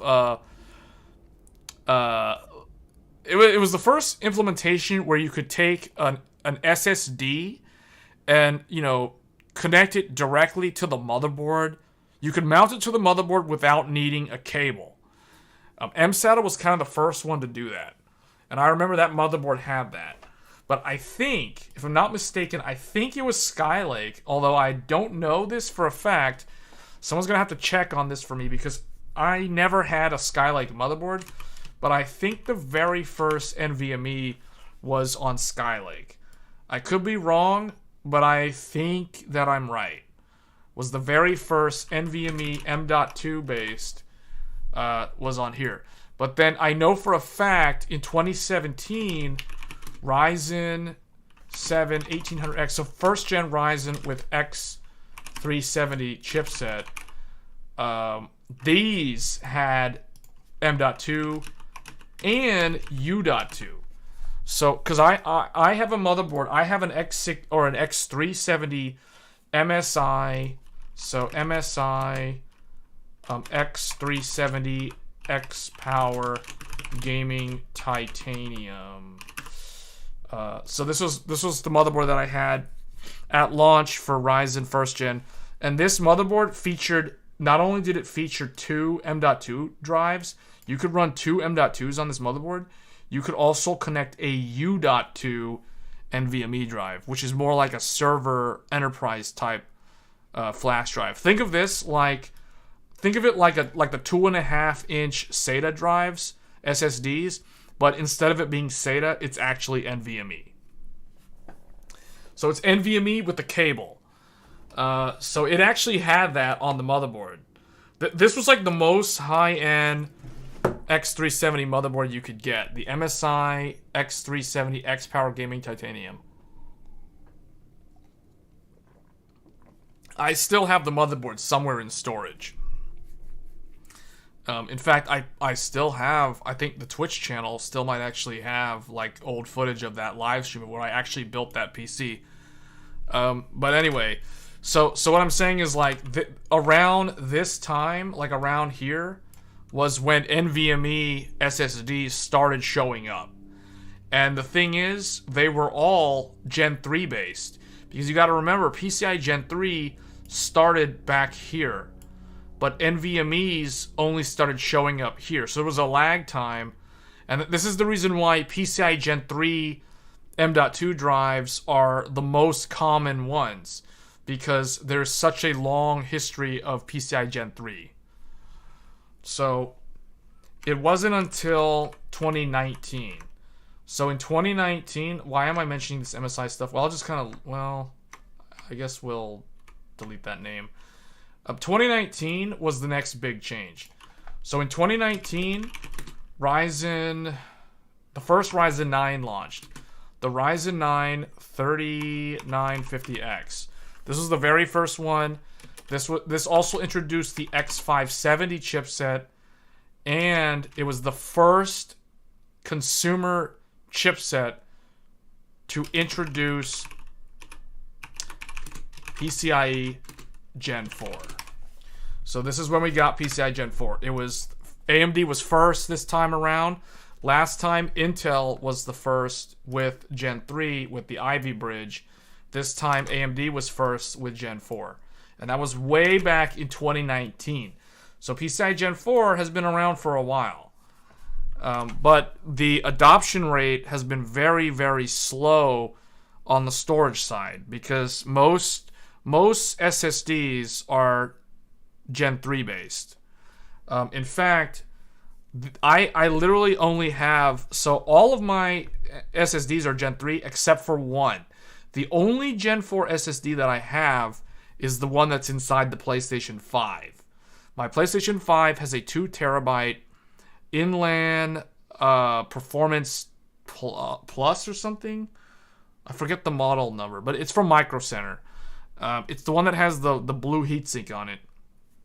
So that's the only Gen 4 SSD that I've ever owned, and I've never actually used it on a PC. So my whole experience up until now with like NVMe storage on the PC has always been Gen 3. So Gen 4, I've only ever seen that in action on a PS5. So, and the PS5 is really fast. So that's when Gen 4 started. So that leaves us up to now. So what is this, 20, 21, 22? So in 2022, technically we were supposed to get Gen 5 drives last year, but they got delayed for some reason. So in 2022, Phison introduces the world's first Gen 5 controller. It is called the E26. So if you're looking for a Gen 5 SSD and you're not sure like if it's a legitimate real Gen 5 SSD, at least right now, the only way to verify that it is capable of true Gen 5 speeds is if it has an E26 controller. The E26 controller is the only controller capable of pushing Gen 5 speeds today. Now, eventually, others like Samsung and, the others, Silicon Motion, Elpis, those guys will put out theirs later on. But as of right now, Phison has a monopoly. They're the first mover into the market for Gen 5 storage. So the only one you can get is going to be the E26 based one.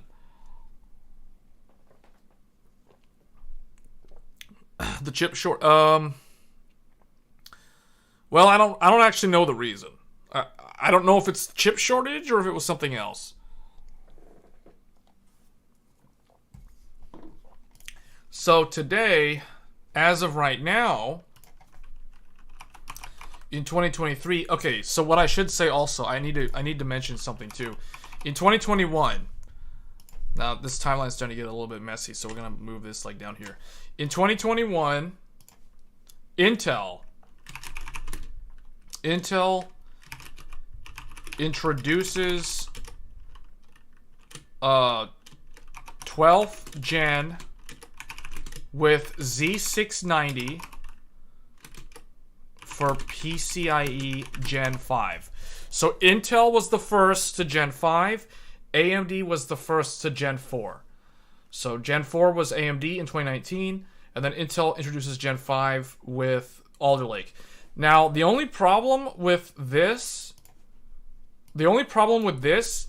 is the way Intel implemented it is in a way where you can't practically benefit from Gen 5 storage on a Z690 motherboard.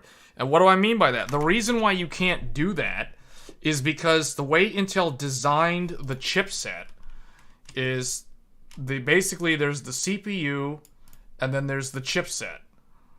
So you have LGA 1700, which is the Alder Lake socket. It's also the Raptor Lake socket. And then you have the Z690 chipset. This is the motherboard. So the way Intel designed it is you literally have a PCIe. They put a PCIe 5 bus directly into the motherboard or into the CPU. But on that motherboard, they take all 16 lanes and they wire them up to the GPU slot. And that's it. That's all you get. So everything else, aka your M.2 drives, they're driven off of the chipset. So you have on the 690, you've got a PCIe Gen 4 and you have a PCIe Gen 3. This one features 16 lanes total. This one is 8 lanes total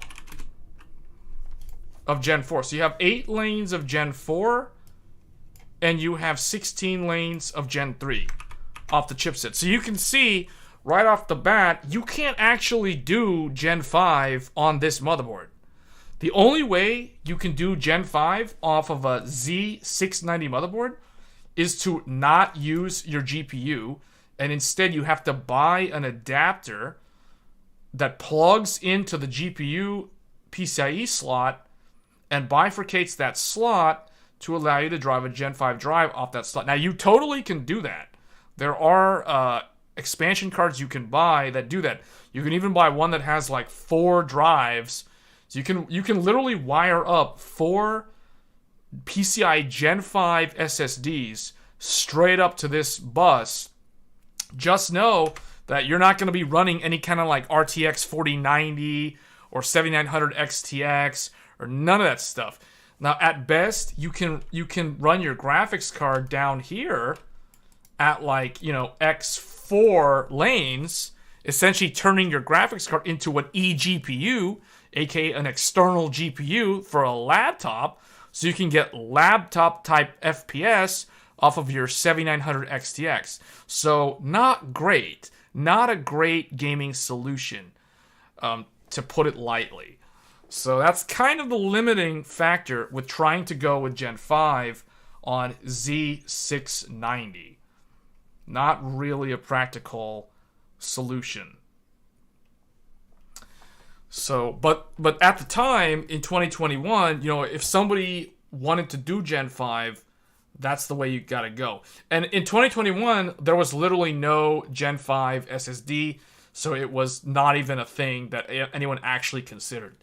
So it didn't matter. So in my mind, Z690 is not actually a legitimate platform for practical Gen 5 usages, because there's no Gen 5 GPU.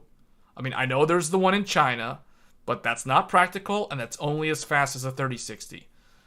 And then the other thing is the storage. Like, if you want to do storage at Gen 5, then you're probably going to want to do it on a workstation, and you're probably not going to look at Z690 to do that, because there are much better ways to do that without sacrificing your graphics card. So that kind of rules this one out. So yes, they were the first, but is it actually usable for Gen 5 storage? No. So that leaves only the newer platforms from Intel and AMD. So let's talk about the Z790. So last year Intel introduced 13th gen Raptor Lake with Z790. So let's talk about Z790 because it's easy to talk about, and it's not really that. I mean, it is different. It is vastly improved over Z690 if you're talking about storage, but not really. And let's talk about why. So I guess let me just erase. Is this the fastest way to erase this? No, that's not the fastest way to erase that. I guess it's just gonna have to be all patchy. So this changes though.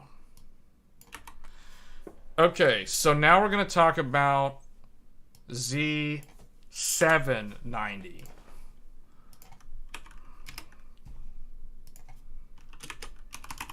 So what actually changes here?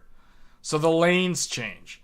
So what ends up happening is Intel, I guess for this one I have to fill this one out. Whoops, that's not what I want to do at all. Okay, that's not gonna work. All right. Yeah, let's just do this. This is gonna be very janky, but let's just do this. Okay, so what Intel did here is with this one, they changed the lanes. So in this, with the Z790, you now get, let me think, before you had 8 and 16, now you have 16. Now you have 16 lanes of Gen 4, and you only have 8 lanes of Gen 3. So basically what they did is they flip-flopped them. So on the older chipset, you had 8 lanes of Gen 4 and 16 lanes of Gen 3. Now you have 16 lanes of Gen 4 and only 8 lanes of Gen 3. So that's the biggest thing that they changed on the chipset itself. The other thing that they did was they introduced a PCIe 4.0 bus directly to the CPU. Actually, hold on. Hold on, this is wrong. I think this is wrong. Yeah, so it's 12. It's 12 and 8. Because there are 4, it's not 16 because the 4 of them are up here. So they introduced a PCI 4.0 bus. 4 bus of 4 lanes. So now what you can do is you can actually wire up an SSD, you know, X4 for SSD. So you can actually do like an actual Gen 4 SSD straight into the CPU, bypassing the chipset on Z790. So that is another thing that's different. And then on the PCI 5 bus, they kept the 16 lanes. But what they did is they introduced a splitter. So now, they put another, think of it like you've got essentially 2 options. Why does it always put like a little dot there? So with these 16 lanes, you can plug in the GPU. And if you plug in the GPU, you get the full 16 lanes, all 16 lanes of the GPU. However, they have now also given you an NVMe slot for PCIe Gen 5. However, that Gen 5 is sharing the bandwidth with the GPU. So as soon as you plug in an NVMe drive into the PCIe 5.0 slot on the Z790 motherboard, it's going to take 4 lanes, and that is going to halve this down to 8. Now, people are probably going to ask, why can't it be 12? It can't be 12 because the physical PCIe slot can only electrically be wired for X1, X2, X4, X8, and X16. That is a hard limit on the PCIe interface. So that is the reason why you can't get 12 lanes. So you basically lose 4 lanes and you can't do anything about it. It is a platform limitation. So effectively, anytime you plug in a Gen 5 drive, like for example, the one from Micro Center that has the Phison E26, if you plug that in to any Z790 motherboard, it doesn't matter who makes it. It doesn't matter if it's a $1,000 Asus motherboard. It doesn't matter if it's the El Cheapo ASRock Special for like $200. It doesn't matter if it's the MSI Godlike for $1,500. Doesn't matter. As soon as you plug in an NVMe drive in the Gen 5 slot, bam, GPU loses half of its lanes. It'll only ever run at X8 as long as that NVMe drive is installed in the motherboard. There is no workaround. There is no way to fix it. It is a platform limitation that exists on the Z790 motherboard, the chipset. So it's a platform limitation on the Intel motherboard.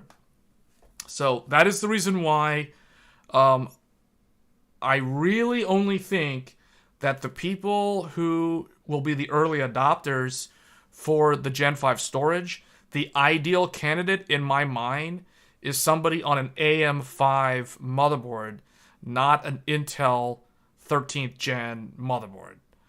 And this is the reason why. Now, having said that, you can run, as I've shown here, you can install an E26 Gen 5 drive on a Z790 motherboard.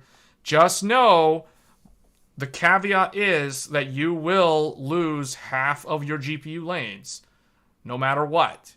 100% guaranteed. So that is just something to be aware of. Some people won't care, but like if you're running here's where it gets kind of iffy, right? Because let's say you plug in a GTX 1080 Ti. Let's say I have a GTX 1080 Ti plugged in. Actually, I don't want this circled. So let's say I plug in a GTX 1080 Ti over here. And then over here on the NVMe drive, I plug in the Inlan TD510. That's the SSD from Micro Center that does Gen 5 speeds. So let's say I have this setup, and my CPU is a brand new 13900K. Now, why would I be running a 13900K with an ancient 1080 Ti? I don't know, but I can guarantee you there's people out there that are doing this. What is wrong with this picture? Does anybody know what's wrong with this picture?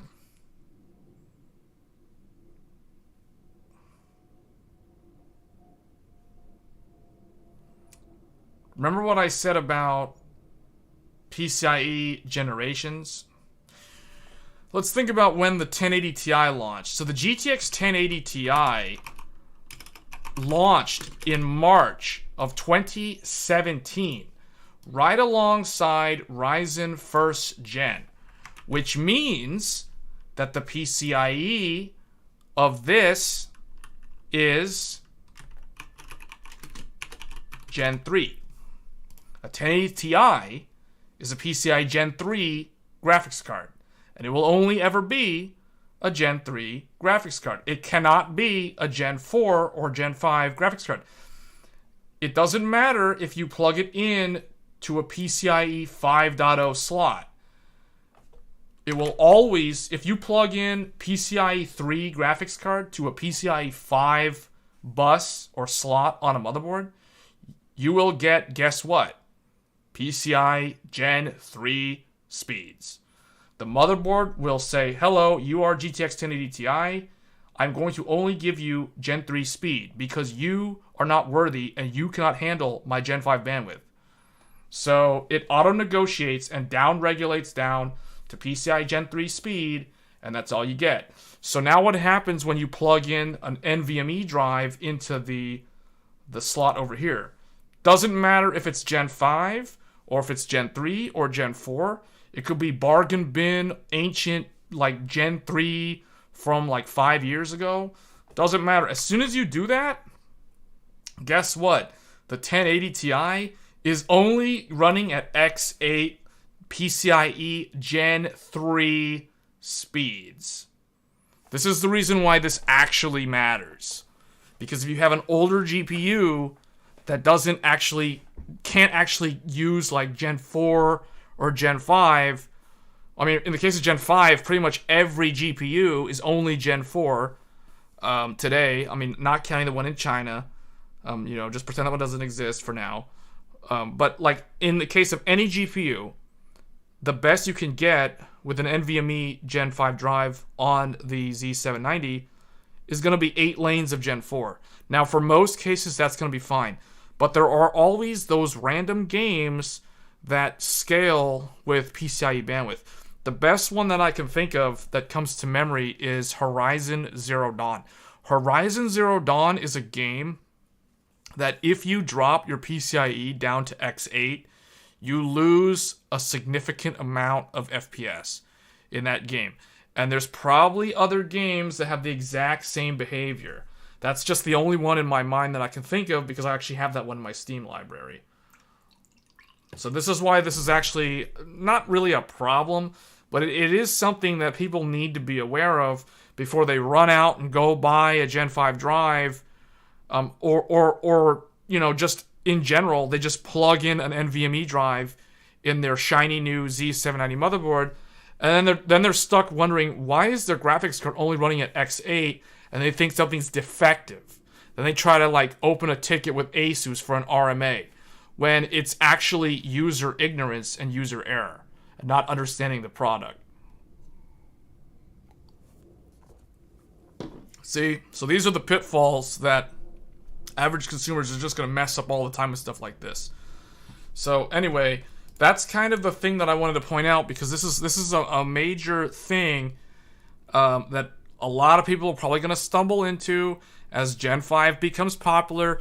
You know, as LTT and Jay's 2 cents and all the big YouTubers, as soon as they start publishing their Gen 5 SSD content, depending on how in-depth they go, they might not even talk about this. Right, like I think the thing that I can imagine happening is like someone like Jay from Jay's 2 cents will make a video showing like a Gen 5 SSD, and he tests it with like a 13900K, and then everyone just copies him and goes and buys a Z790 motherboard, not knowing that they're running their graphics card at X8 speed all the time until they find out the hard way, right? See, so that's something that I can see happening a lot. Okay, so X670E motherboards with PCIe separate from the video. Yeah, so now we're going to talk about the ideal platform for someone who is seriously considering PCIe Gen 5. So this is a great segue with that comment. So now we're going to talk about what it looks like on an AMD-based platform. So we've talked about all the Intel ones. Well, actually, I don't need to redraw the whole thing. Let me just delete some of this. So let's talk about... Actually, I will delete the whole thing because AMD's is actually very different. You know what? I'm just going to go ahead and delete all of this. So AMD's new AM5 is very different. Let's talk about X670E since you brought it up. And then we'll talk about B650 and B650E. So here's the thing. Now, I've done a lot of videos on X670 and all the AM5 stuff. But we're going to talk about it here anyway. Just for those who are new. So AM5. So this is LGA 1718. This is AM5. So with AM5... To me, PCIe Gen 5 adds plus 500 to motherboard prices. So stupid. I mean, it'll come down, but okay, here's the thing. We're going to talk about that because it's actually not that expensive. It's actually not that expensive. It's only expensive if you want a lot of Gen 5.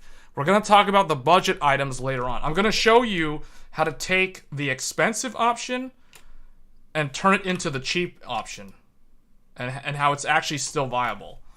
So you've got on AM5, just like with Intel, you have a dedicated PCIe 5.0 bus that goes straight to the CPU.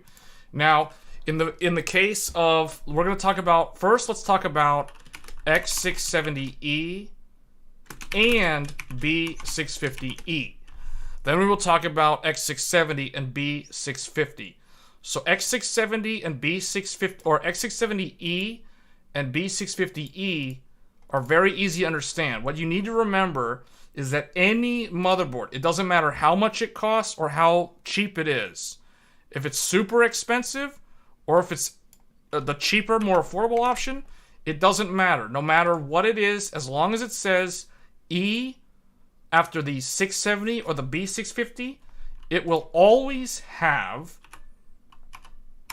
a total of 24 PCIe 5.0 lanes that go directly into the CPU. Hey, Joey, we're talking about stuff that we've talked about a lot, it seems. But, you know, a lot of people were asking. You missed the whole part about the Intel discussion, but you've tuned in just in time because we're talking about PCIe Gen 5. We're talking about the Phison E26 on the new Inland TD510 SSD. This is going to be all about that SSD and who should actually buy that SSD because it's very, very platform specific if you actually want to get the full performance and you actually want a good experience or a good user experience. Okay, so it doesn't matter which one we're talking about.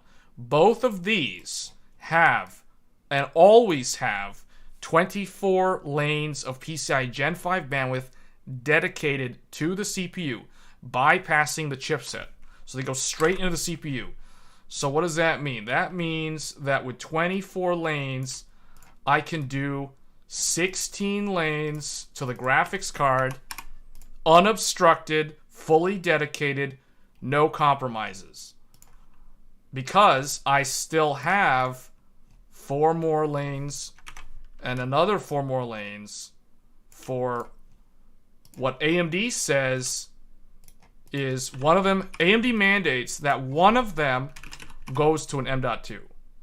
One of them, per AMD, you must, if you're a motherboard manufacturer, you must guarantee that one set of 4 lanes must go to an M.2 drive, which means every single AM5 motherboard, from the cheapest one all the way to the flagship most expensive one, must have at least one dedicated PCIe Gen 5 SSD slot, which means every single AM5 motherboard can fully support the new PCIe Gen 5 SSD out of the box with no compromises, no effects on the GPU, no lane sharing, none of that.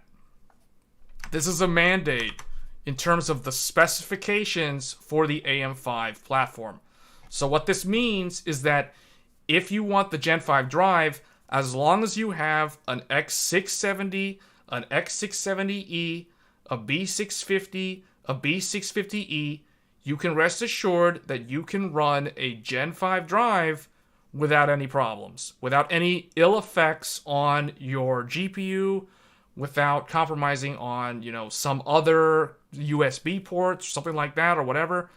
So that simplifies a lot of things at the end of the day. So the other slot over here, 4 more lanes. Now, this is what AMD calls general purpose. General purpose means AMD leaves it up to the manufacturer, whether we're talking Asus, ASRock, Gigabyte, MSI, whoever. It is up to at their discretion to decide what they want to do with those 4 lanes. If they want, like in the case of Gigabyte, with the Aorus Master, the motherboard that I'm actually streaming with right now, they chose to give me another M.2 drive. So I can actually go and get 2 of these drives, and I can run them in RAID 0 with no consequences. Full PCIe 5, and I still have all 16 lanes to my GPU. The Aorus Master allows me to do that. The X670E. Okay, does that make sense? Does everybody understand what I'm talking about here? Does this make sense? Because some people might be lost. I feel like some people might be lost. This is typically, down here, this is the GPU. So, and remember, what I'm showing is both simultaneously. Doesn't matter if you have B650E or X670E. This is the same for both of them. Okay, so that's it's the same for both. It's no different. Now, if you have, oh, that deleted that. Yeah, Joey, I'm gonna ask you if you're still paying attention later. We're gonna ask you a little bit about that PCIe Gen 5 SSD, because I have a couple of questions about it since you're tuning in. So, like, let's say you go and get the ASRock Tai Chi. The ASRock Tai Chi, instead of giving you a second M.2 drive, they give you the Intel. It's funny we're talking about Intel, even though we're talking about an AMD motherboard. Intel JHL 8540 USB 4, aka Thunderbolt 4 controller. So ASRock, in the case of the ASRock Tai Chi and the Tai Chi Carrera, well, you know what? I'm just gonna delete all this. We'll just say USB 4 TB4, just to abbreviate it. So this example that I've drawn, this is basically the X670E. I don't know about the B650E, maybe, but the X670E Tai Chi from ASRock chose to do this. So this is the reason why the AM5 motherboards are so interesting to someone like me who is a tech enthusiast, because AMD left this so open-ended that the motherboard manufacturers have come up with so many different designs, so many different implementations. So where Tai Chi gives you Thunderbolt 4 on that open slot, MSI with the Ace, so the MSI Ace decided to give you an open X4 slot for whatever you want. It's pure 4 lanes of Gen 5 bandwidth on an open PCIe slot at the bottom of the motherboard. So you can wire whatever you want there. See, it's like MSI is like, the user can do whatever they want. You know, we're not gonna lock them into something. They can have at it. So it's very interesting, because all the motherboards end up being vastly different depending on the brand. So what it does is, it's interesting because it really, really drives competition between the 4 motherboard brands, because they're left to their own designs to innovate and figure out what they think the user wants the most. MSI thinks the user can do whatever they want. Gigabyte says, I'm going to give you another Gen 5 so you can actually do RAID 0 with PCI 5. And then someone like Asus, you know, they might come in and they might just give you like way more storage and move the USB 4 down to the chipset. It's almost impossible to find a budget motherboard anymore. Nearly all of them are mid to high end. Well, it depends on what you consider budget, because I personally consider anything under $200 budget. So, and there are options for B650 motherboards that are under $200 on the AM5 line. And those budget motherboards that are less than $200 still give you the ability to do this, to actually utilize that Gen 5 drive. So you may not get the full 24 lanes, because you're going to be looking at an X670 or a B650, which only has 4 lanes of Gen 5. We'll talk about that in a little bit. But in general, this is basically the same setup for every single one of these type of motherboards. The only difference between these two motherboards is the chipset. So in the case of X670, or I guess in the case of B650, B650 has one chipset. This is B650 chipset. Yeah, I saw that DDR5 video, Nizco. Yeah, I saw it. And I saw your comment on my video too. I might actually look into that later.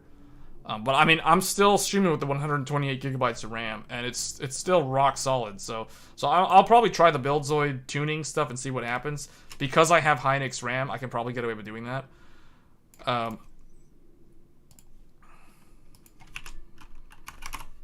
So here's the secret. Here's the secret sauce.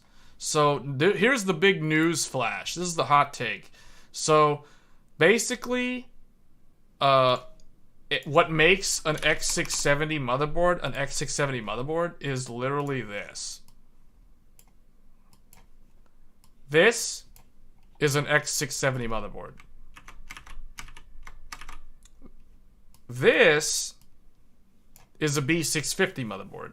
So remember how AMD has established a reputation of using chiplets? How they use chiplets to build their CPUs and now their GPUs? Well, they also kind of do it with the motherboards now. Because think of it like this. A single B650 chip is a B650 motherboard. But when they daisy chain a second one off of the first one, now they're daisy chaining two chips together. So it's kind of like chiplet technology in a way. But they call that X670. X670 equals 2 B650s. That's all it is. So that doesn't change anything. So we don't really need to talk too much about the chipset itself. Essentially, it's just like Intel. You have, you know, a PCIe 4 bus. You have a PCIe 3 bus. And if we're talking about X670, you have an additional PCIe 4 bus, an additional PCIe 3 bus. So those things we don't need to talk too much about. Where it actually gets interesting is when we're talking about X670 and B650, meaning the non-E variant. So the non-E variant, if we're talking strictly, let's erase this. So if I erase the E and I erase the E, now what happens? Now this changes. Now this changes a lot, actually, so I'm going to have to redraw it.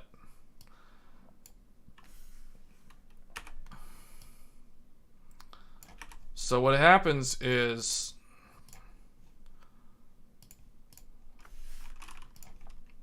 you get two different... Whoa, that's weird.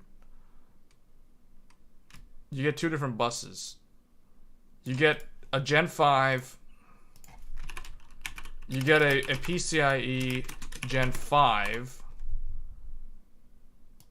with a total of 4 lanes, and you get a PCIe 4 bus with the remaining 20 lanes.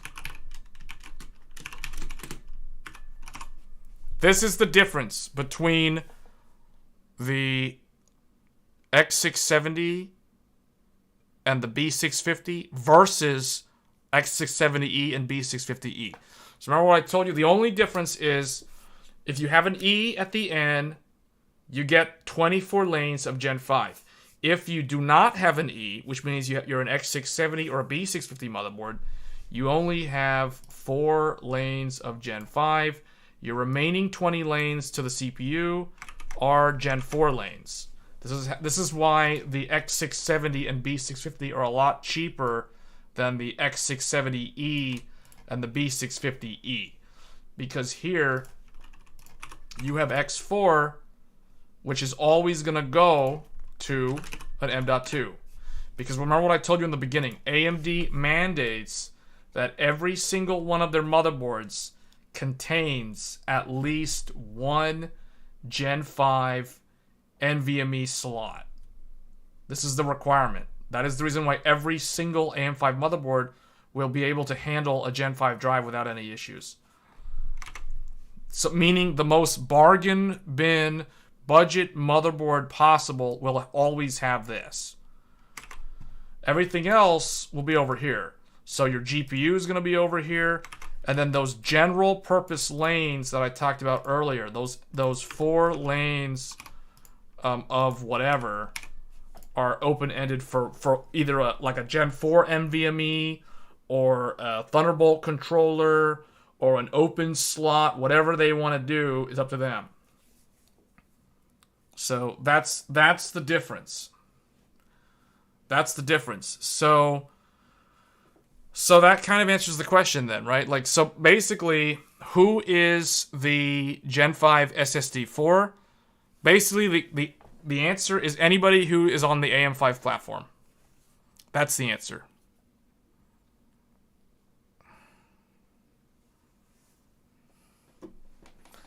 Okay, so I hope that answers the question. And regarding Intel, it's like I said again, it's not like you can't do Gen 5 on Intel. You just have to make some compromises with that platform. That's all.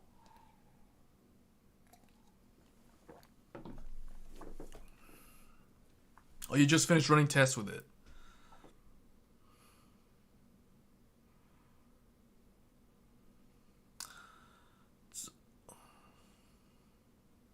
Anyone have cap swell blue on their motherboard? Mine. That must be a really old motherboard. Mine did. My very first motherboard, my very first EVGA socket 939 AMD motherboard. The caps on it swelled up and broke. Some of them, not all of them. But it was really old though. I got that motherboard in 2006. That's how old it is.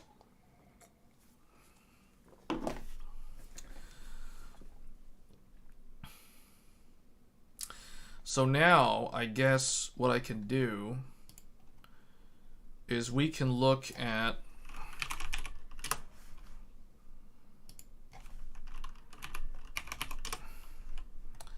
let's look at some B650 motherboards.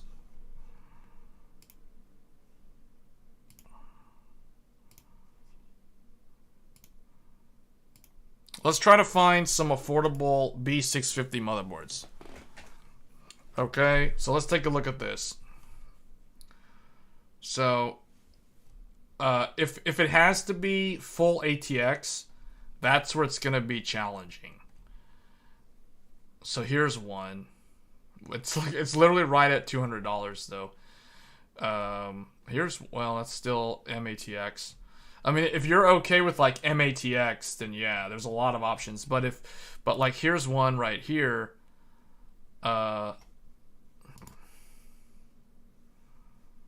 Like, here's one from Asus, the Asus Prime B650 Plus. This can totally support that new Gen 5 drive without any issues.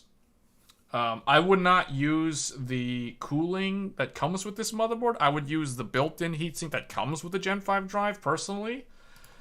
But, I mean, it comes with a heatsink. It's probably not going to be very good, though.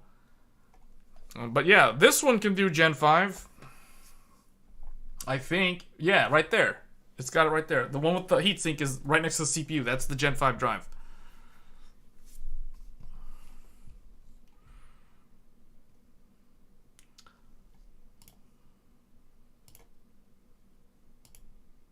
Yeah, I've never been more interested in motherboards ever before, because like these AM5 motherboards are so interesting.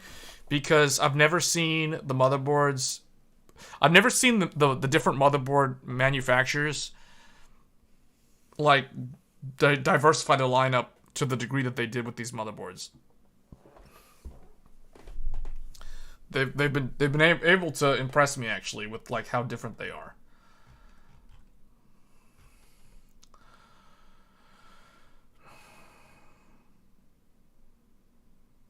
Copycat caps. What motherboard is it? Like, what's the model number?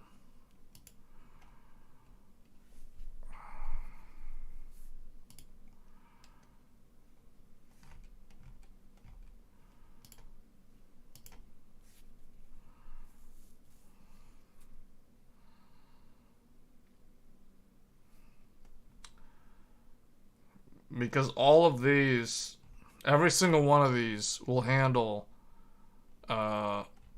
Gen 5. So in the case of the ASRock Tai Chi, this is pretty pricey. So here's the thing that I will point out. The thing that you need to remember is where I see challenges when it comes to buying decisions occurring, when it comes to trying to figure out which motherboard should I get for AM5, the real battle is going to be between X670 and B650E. B650E versus X670 is going to be like the classic showdown between like which motherboard offers more functionality. Because what I have found is the B650E is the one that seems to be more premium than the X670. What do I mean by that? Well, if you look at this B650E Tai Chi, here you got the postcode down here at the bottom. Not all of these motherboards anymore have postcodes, but the B650E flagships like the Tai Chi, the Aorus Master, the Asus Strix, they all have the postcodes on the B650E motherboards. The X670 motherboards don't have the postcodes on them. They also tend to not have as good of a VRM. So what's really weird is B650, you think of it supposed to be more of like a budget-oriented line, but in reality, the B650E gives you 24 lanes of Gen 5, whereas the X670 only gives you 4. Now, ultimately, the X670 is going to give you more total connectivity because you have like 2 chipsets versus 1 on the B650E. So that's kind of the difference there.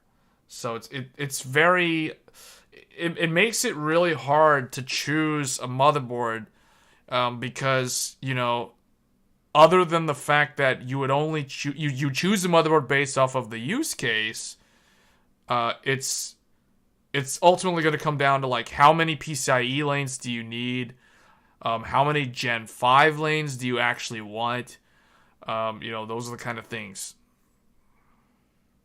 It was the cheapest AM2 motherboard you could find at the time. Wow, that's newer. That's newer than my first PC. My first PC was not AM2. It was socket 939. Like, that's older than AM1. that was my first PC.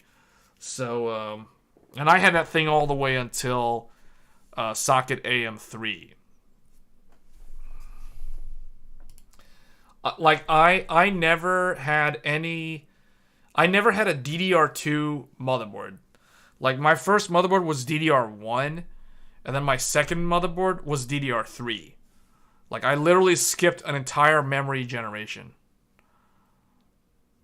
Does the Gen 5 have a fan? Yeah, Joey has all the answers because he actually has it. And the thing that Joey pointed out to me that I found interesting was... let me go back to Paint real quick. The thing that I found interesting about that drive is that it's actually double-sided. So, I mean, meaning it has chips on both sides. So, like, if this is the NVMe drive, so, you know, you got the fingers that connect into the motherboard like this. You're going to have the Phison controller, like, right here, typically toward the front of it. So this right here is going to be the E26 from Phison. And then behind it, you're going to have 2 memory or NAND flash chips. You know, there's going to be 2 of them. I think there's going to be 2 of them, but Joey's going to have to correct me because he's actually seen what it looks like with the heatsink off. These are the NAND flash. The TLC NAND.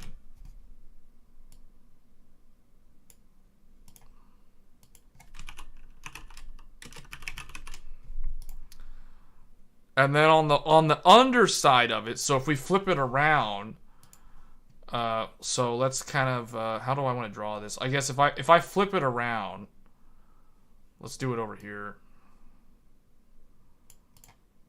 So now it's like on the underside, it's gonna look like it's flipped, right? So everything's in reverse. You actually have what he showed me in the picture was it's got two NAND flash chips on the back. Now that to me is gonna make things challenging if you want to run this with a passive heatsink other than the one that it supplies, or that it comes with. So this is the bottom. This is the top of it. So I think I drew it correctly. Joey can correct me if I'm wrong, but I think this is what it looks like out of the box. With the heatsink off. So you know what this means is because it's double-sided, if you're probably better off like using the out-of-box heatsink. You don't necessarily have to use the fan unless you have like terrible airflow in your case. Then you probably are going to need the fan.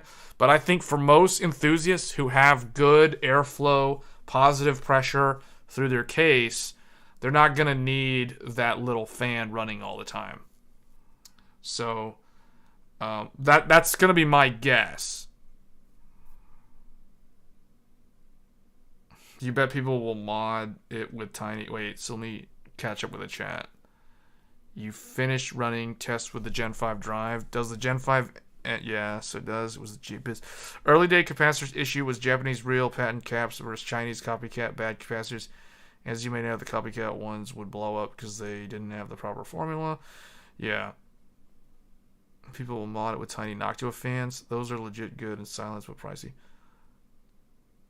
Yeah, and that's what I worry about. So honestly, like for me, I would run it without the fan.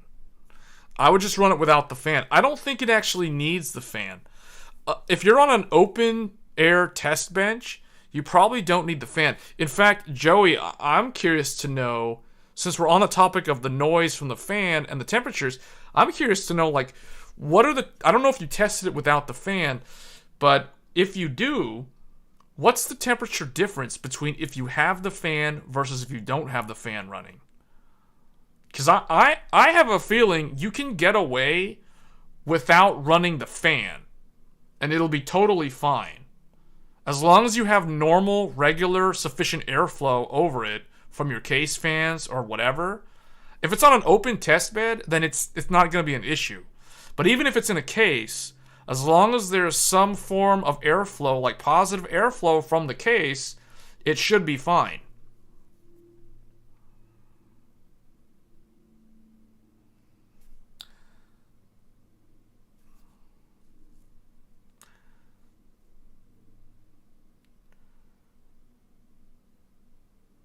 So,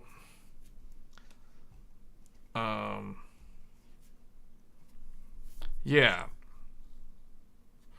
So actually, what I want to do, what I want to do here,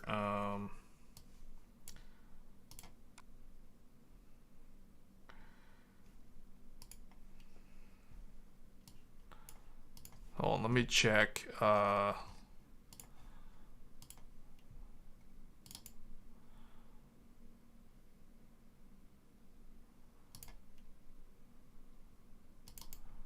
you set up the ACE.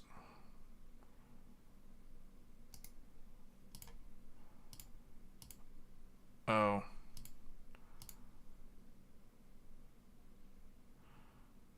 The ACE is set up to handle dual-sided chips? How does it handle dual-sided chips? I just saw your message. Sequential.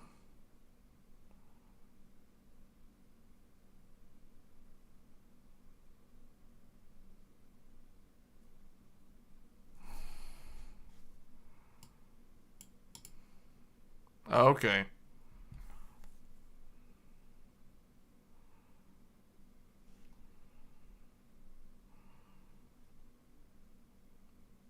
So 42C with fan, 67C just heatsink.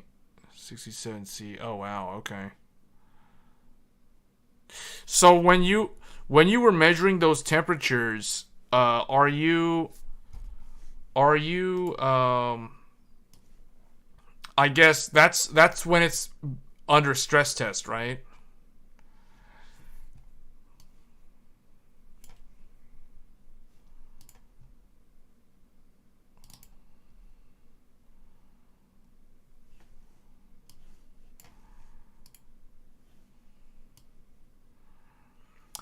Quick question about your Fire CUDA. So on the Fire CUDA 530, is the Fire CUDA 530 also double-sided, or are all the chips on one side?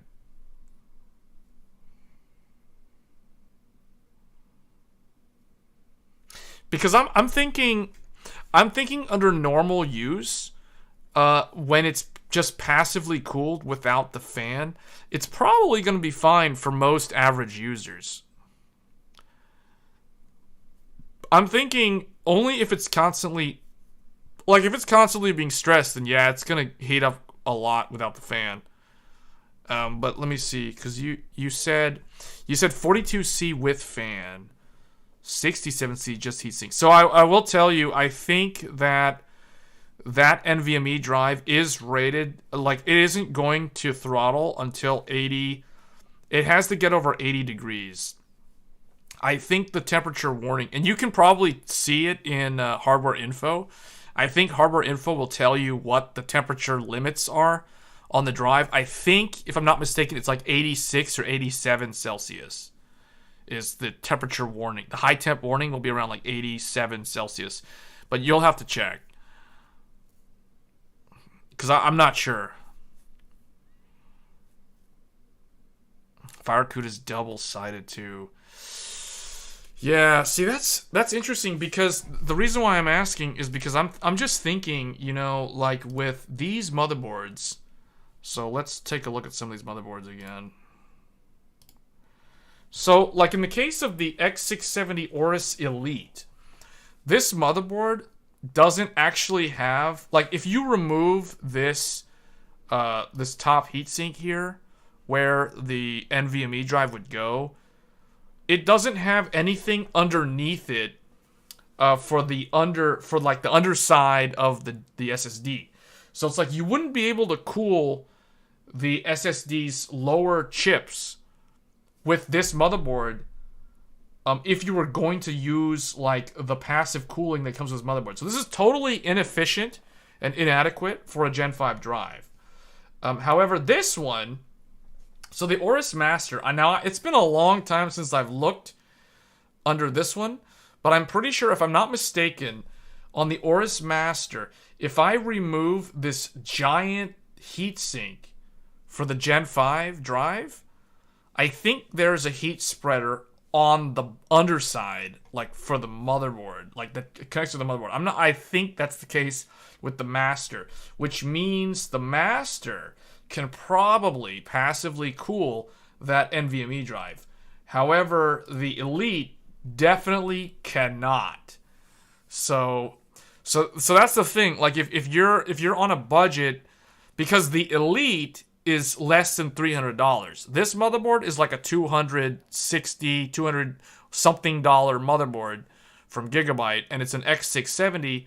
So you have the 4 lanes of Gen 5, but you don't have an adequate cooling solution on this motherboard for the underside of that drive. So with this motherboard, like if I was going to install that drive in this motherboard, I would use the heatsink that comes with the drive.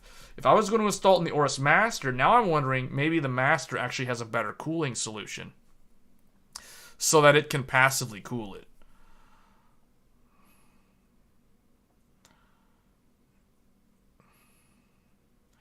Ace has a silicon strip on the bottom. Okay. But see, I'm not even sure what that actually does. Like, the silicon strip is going to do what? It's going to spread the heat into the motherboard? Like, the motherboard itself, I don't think that's going to be really good at soaking up that heat. See, I'm confused as to how the underside, the silicon pads on the bottom of where the motherboard is, like, I don't even know what that's supposed to actually do. Because it's not like it's going to make contact with the actual heatsink. So I'm confused how that actually cools the bottom side of the drive properly.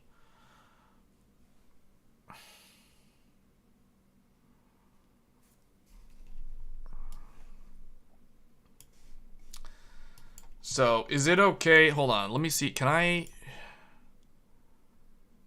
Hold on, no, I can't do that one. Actually, hold on. Is it okay if I share the picture of the NVMe drive that you sent me? You sent me a picture with the underside of the drive where you remove the heatsink and there's some of the thermal residue is still on there. Is it okay if I share that on the stream so that the viewers can understand what we're talking about when we're talking about the bottom of the SSD?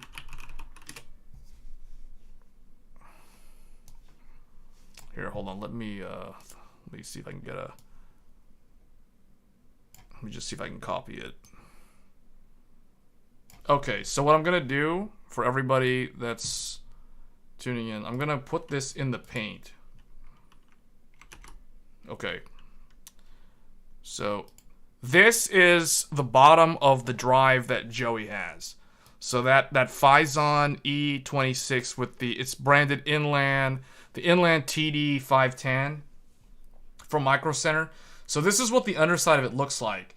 So what this is for those wondering, this is the underside of it. So what he's done is he undid the 4 screws. There's basically like a bracket that links the bottom to the actual heatsink.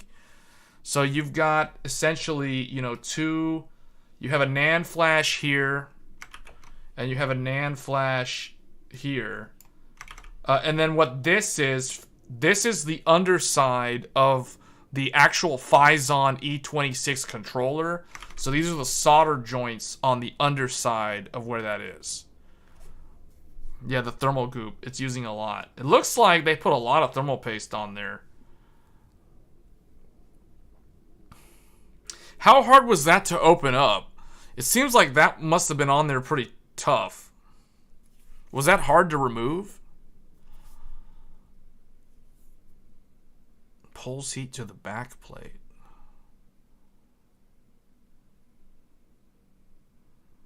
Wait, hold on. I think I'm behind on the chat, so I'm trying to catch up. The random read write's not as good as the FireCuda. Yeah. I don't know what type of controller the FireCuda is using, but this is one of those things where it's like you're comparing the top end of the last generation to like the first of the new generation. So that's kind of, I mean, I'm a little surprised that the FireCuda's randoms are actually faster. That is a little bit surprising. You have the Master Z790. So okay, so yeah, so it's got the underside. Okay, what PSU would you recommend to newer gen? We'll talk about PSUs. We can talk about PSUs in a little bit. So Gen 1 PCIe 5 will be hot and wonky. I'm skipping that gen. It's basically all a test platform. I don't know. It's not really a test platform. It's just not a mature technology yet. Pulls heat to the backplate. When you say pulls heat to the backplate, are you talking about the enclosure that you removed right here? Or are you talking about the earlier point that I made about the silicon pad on the motherboard? Because I have no idea how that works. Because to me, the silicon pad on the motherboard, I don't know what that does. Because the heat's just going to go onto the silicon pad, and then it's going to go to the motherboard, which isn't really a heat conductor. Hey, Hades. Yeah, this is the Gen 5 SSD from Micro Center. So we're discussing this with Joey because Joey currently has this drive. This picture is actually from him. He sent this over earlier today. So this is what it looks like with the base plate removed. So this is the underside of the drive. So you can see it's double-sided. It's got 2 NAND flash chips on the underside of the drive, and there's 2 more on the top. Motherboard backplate? See, that to me that's weird because it's still like that means that the heat going to the silicon pad has to pass through the motherboard to the back of the motherboard.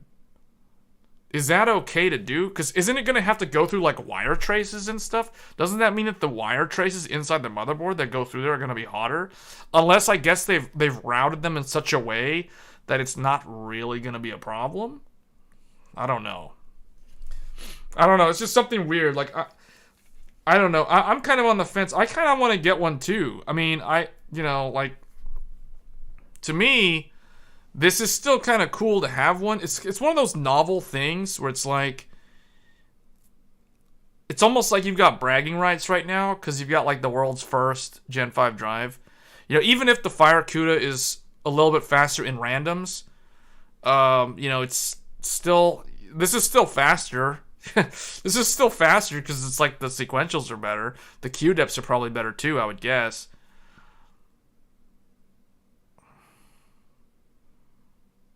You would remove... So the thing that gets really hot... So the NAND chips can get pretty hot on here. Because remember, the sequentials on this thing are like 10,000 gigabytes. Or no, 10,000. 10,000 megabytes. So 10 gigabytes. 10 gigabytes per second on this drive. For the read and write in general. I think that's what Joey saw. But basically, they're around 10 gigabytes per second of transfer. So yeah, they get pretty hot because 10 gigabytes per second, that's pretty fast. FireCuda gets 7,300.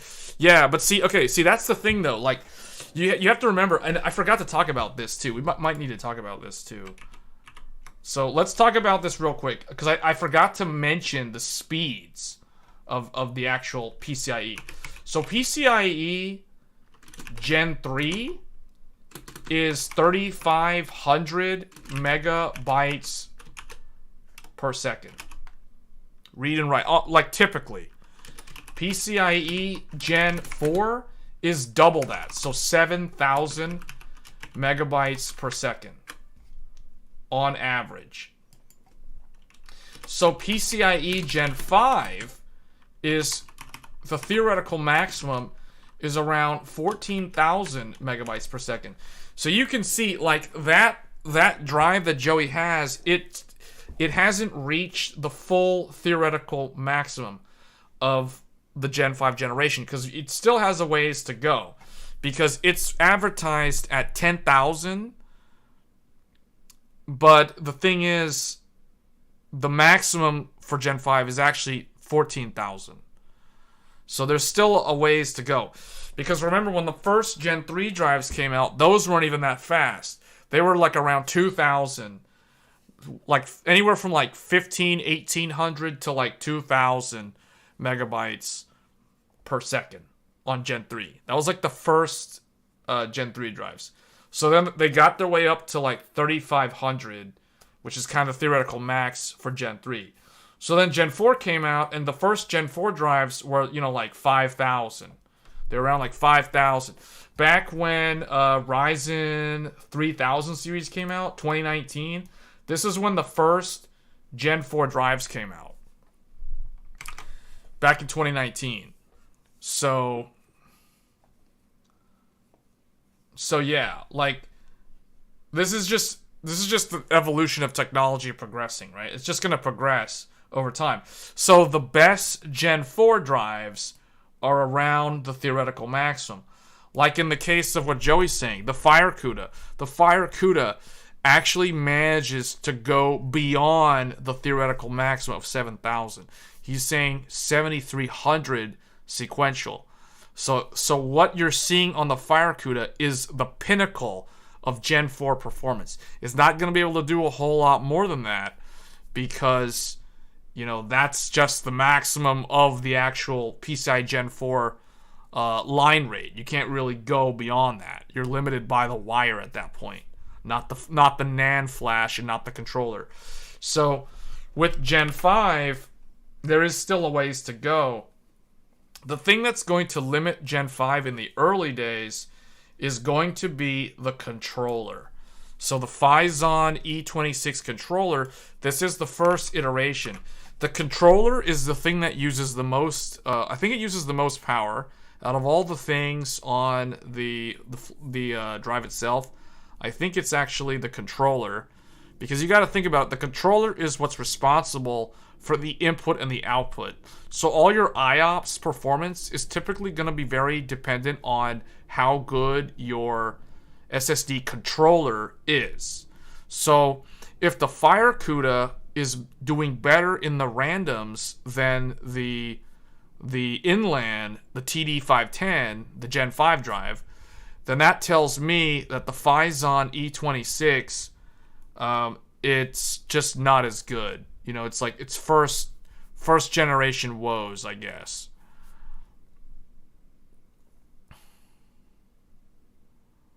Could there be SSD speed cheating? I mean, there's things that it can do with buffering, but buffering is like what I mean by that. That means that like the controller can queue up a whole bunch of like data bytes and then shove them all down at once and just queue them up real quick and shove them down. And sometimes that can improve random performance. So there are things that they can do with the controller. At the end of the day, like your random performance is going to be very, very dependent on how good the controller is. And if the FireCuda is doing better than the Phison, I don't even know what the FireCuda uses. Now I kind of want to look it up because I really don't know like what actually it uses. So FireCuda 530 controller, like what is it actually using?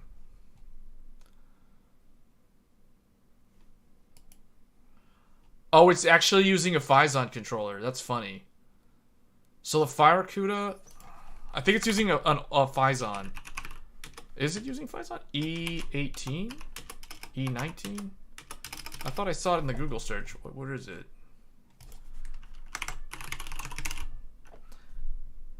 Built with a Seagate validated E18. E18. I think that's a Phison controller. It is. So the FireCuda is also using a Phison controller.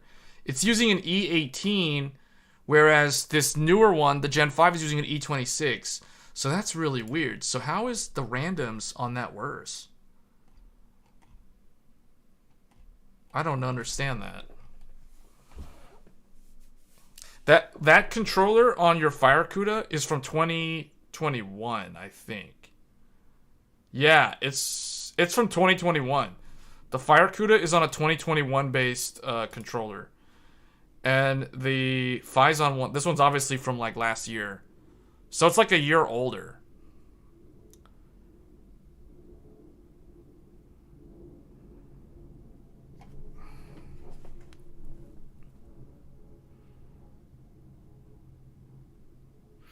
Yeah. I don't know. I just think that because of the way it's almost like there's a challenge with how to cool Gen 5, because Gen 5 is so fast that if you need active cooling or if you need a really, really massive heatsink, that means that motherboards are going to start looking like an RTX 4090. You know what I'm saying? So like if think about it like this, if a motherboard is going to support 4 Gen 5 SSDs, and you're going to need like really, really thick heat sinks to cool all those SSDs, that means that there's going to be a section on the motherboard. So like, think of it like this. If this is the motherboard, like this is your standard ATX motherboard, so typically the GPU goes like right here. So that means, and the CPU is over here, and the RAM is over here, they're going to have to find a way to figure out like where to put the NVMe drives. Probably at the bottom, if I had to guess. So that means that on future motherboards that support Gen 5 SSDs, they're probably going to come with some really, really thick heat sinks that like stick out, way out, almost like a GPU just sticking out of the motherboard, out of the bottom of a motherboard. Because the chipset's going to be over here. So there's like only so many places where they can put these things. Unless everything becomes eATX and motherboards become wider and you can like stick, you know, like how the Ace has that one over there? They might start doing that. Like on all the next gen motherboards for like Meteor Lake and Zen 5, like they're all going to have these really wide eATX motherboards with really fat heat sinks on them. Vertical, yeah, they're gonna go vertical like the Asus with the DIMM.2. They're gonna like start putting DIMM.2s everywhere. Like the they're gonna start doing what Asus does with the flagship thing. So like for example, the X670E Crosshair Extreme. So they're gonna start doing this.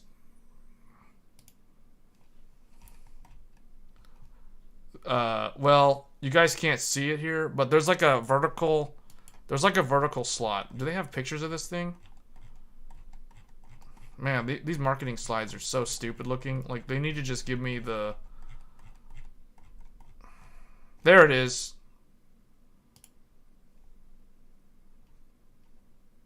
Hold on, I need to... Okay, make sure that's muted.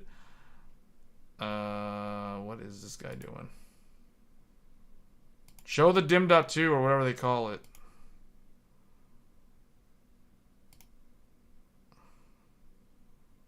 Is he gonna show it or what? Hold on, but do you see how thick that heatsink is? Like right there. See to the left right here? This thing right here is a Gen 5 heatsink.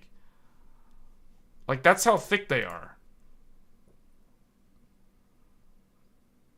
Oh, yeah, there it is. They show it toward the end. This thing. They're going to have to stick these things on all the new motherboards for Gen 5 cooling. Look at the massive heat pipe on that thing.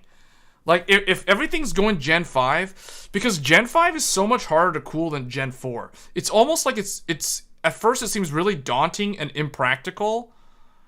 But at the same time, it's kind of cool because it's one of those things where it's like, if you're a PC hardware enthusiast, then you actually kind of want this stuff, right? So I totally get why you went and got one of those, because it's cool. It's a novel new thing, you know. It's like the first Gen 5 drive.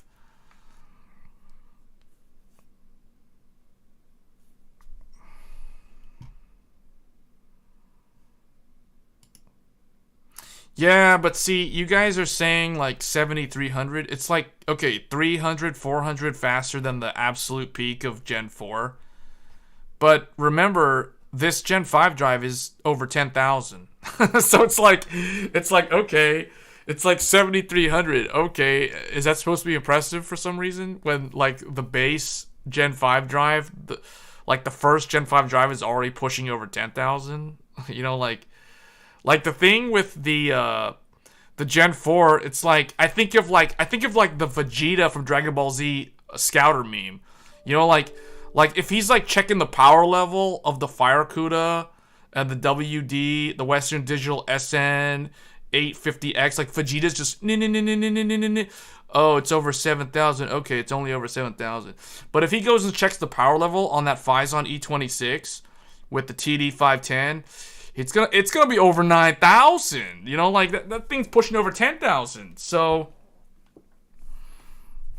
7.3 gigabytes. I'm not saying it's slow. I'm just saying that you got to remember, like, it's that's the absolute fastest on Gen 4, and the first Gen 5 is still faster than that, and there's still a ways to go with the Gen 5. So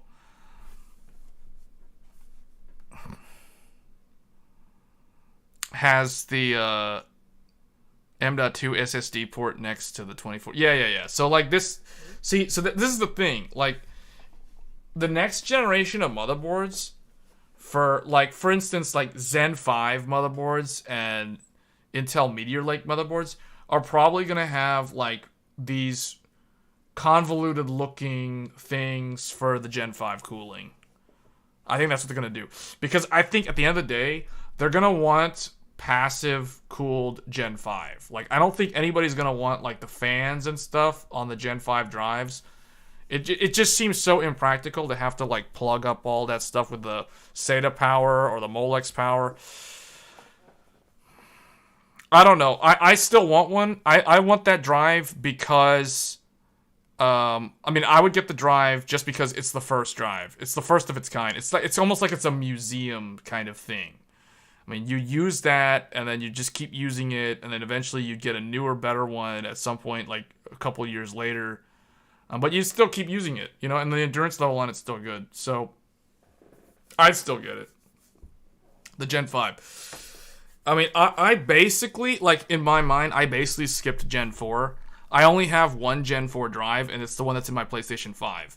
All my other NVMe drives in my PCs are all either SATA or Gen 3.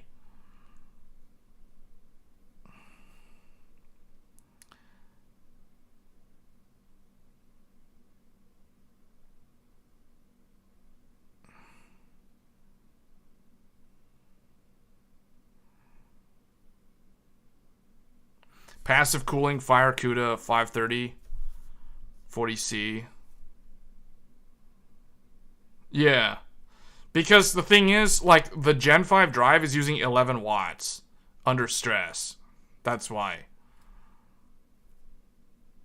So I don't know. Like, the thing is, the idle power is pretty good. You know, it's 0.9 volt. Or actually, I forget what it is, actually. Was it on that thing? Yeah, it was on here. Less than the idle power is less than 900 milliwatts. The under usage, so under load, it's 11 watts. This is the reason why it has to have that big heatsink.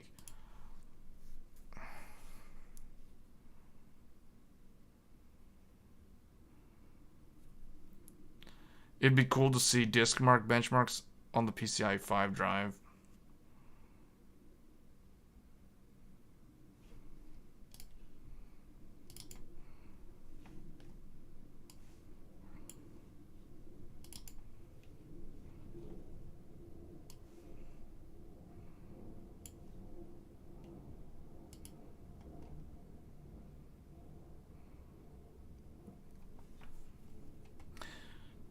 How did the randoms... So I'm curious, on that Gen 5 drive, how do the randoms compare to, like, another, like, a regular Gen 4 drive? Like, I don't even know how much the Fire CUDA even costs. Fire CUDA 530? Let me see, like, how much is that?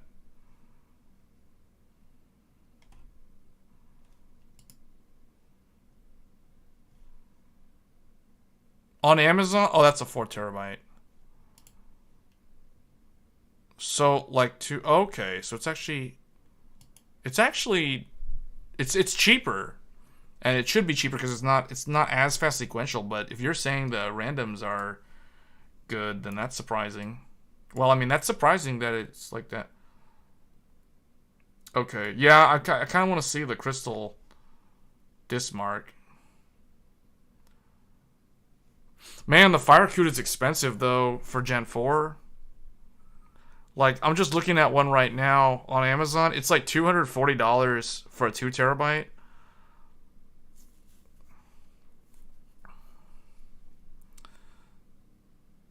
It has very good total bytes written, though, for TLC. Unless this listing is talking about the 4 terabyte.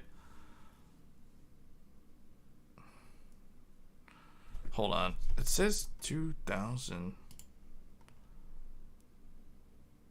Wow. What are they using in this thing? Because, like, the Fire CUDA actually says it's got 2,000 total, 2,550 terabytes total bytes written. Like, is this thing actually on, like, the Micro Center website? Because where is this thing? Like, honestly, until you mentioned the Fire CUDA, I didn't even know this thing existed. I've never... Oh, I took the wrong thing. Here it is. Oh, that's pretty pricey, but that's still cheaper than the Gen 5 drive. Man, this is perfect for a PlayStation 5. Honestly, if I was gonna get one of these, this is gonna go in like a PS5. Like, this wouldn't go in... I mean, I don't know why I would use this in the computer. I mean, I guess I could use it in the computer. But what's funny is this is the E18, though. The E18 is also made by Phison. So Phison made this one, and then Phison also made the one in the Gen 5 drive.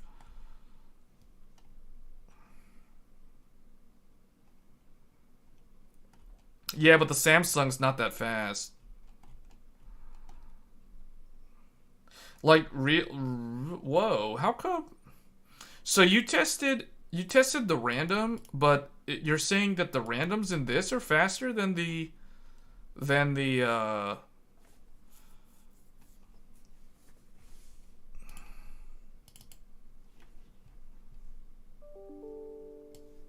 Okay, I just got your results. Interesting. Okay.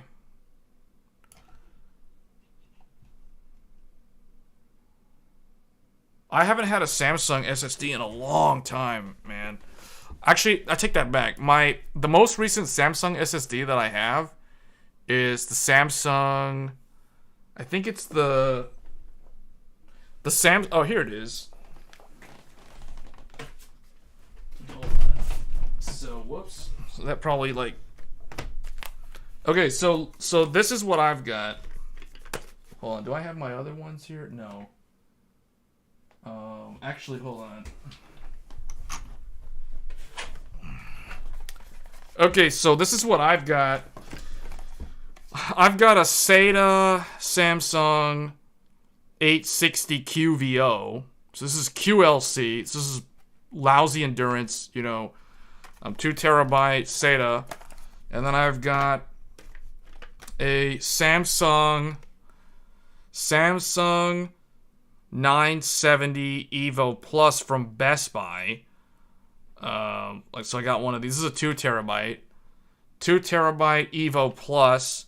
I think this is TLC based flash. I'm not sure. I assume it is. I don't know if it's either TLC or QLC. Sometimes with the Evo line, you don't really know. So those are my Samsung SSDs. Those are the most recent Samsung SSDs that I've got. And then for Gen 4, for the PlayStation 5, I've got one of these. So I've got an Inland Performance Plus from Micro Center. This one, I can actually show you guys what this one is off of Micro Center's website. So, this one is, we go to Inland. Here it is. This is what I have. This is this one right here. Here's the box. Because it says in gold right here, up to, what is it, 7,000, and right is 60. Yeah, this is it. So this is the one that's in my PlayStation 5. Inland is Micro Center's private label brand or in-house brand. So anything that has an Inland name on it, that is the Micro Center special. So this is the one that I'm using in the PlayStation 5. So you can see the endurance is this. It's a 2 terabyte, 7,085. There you go. Now that to me seems like a pretty decent deal if you're looking for like a super fast one. Oh, who made Phison? So it's Phison. It's these guys. Phison. Made in Taiwan. These are all. Oh, if you want to know the OEM, I can tell you. IPSG products. Yes, IPSG is the OEM from Taiwan that makes the Inland SSDs. So just look up IPSG. Made in Taiwan. Hilliard, Ohio. Oh, okay. So hold up. Actually, I'm gonna go to the website right now. IPSGproducts.com. I hope I have. Here it is. So, okay, that's blinding everybody, but this is their website. This looks so legit, doesn't it? It looks so 1995. They make MP3 players and portable DVD players. I don't know. I would have never guessed that this is the website, the people that make the Inland SSD. Where's their SSDs? Why is it all this old stuff from like 10, 20 years ago? What is this? Hard drives? This is it. Where's their real stuff? Okay, I'm just going to pretend that we're just going to walk out of here as easy as we walked in. Anyway, so this is the one that I have. So, like, I don't know. How does this compare to... See, they even market PS5.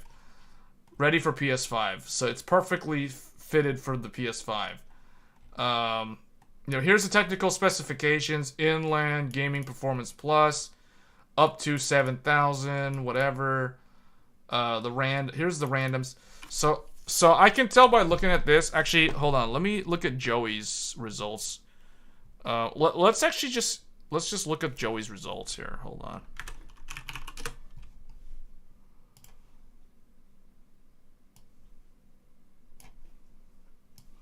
Okay, so let's where's paint?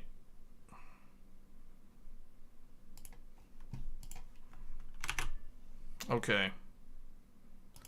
Okay, so here's Joey's results for the Gen 5 drive. Oh, here's the comparison between the Gen 5. So we've got the Gen 5 on the left. We have the Gen 5 FireCuda. I mean, did I say okay, Gen 5 on the left, Gen 5 on the Gen 5 on the left, Gen 4 on the left. On the right. Wow, I'm getting really mixed up. Okay, so yeah, OEM websites are always like that. I guess. I mean, I don't think all of them are like that, but that one was pretty bad. That one was pretty bad. I haven't seen one that bad in a long time. Okay, so your read was 10,000 versus 70, almost 74, and then the write was 10,000, like 68. And then, what is this one here? I don't understand the second row. Like, what is the Q8T1? Oh, 8 Qs? 1 thread? Oh, I think this is 8 Qs, 1 thread. Or something like that. So, yeah, wow. Okay, so the FireCuda didn't really change much. This one went down a little bit in the read, but the write kind of was similar. And then you had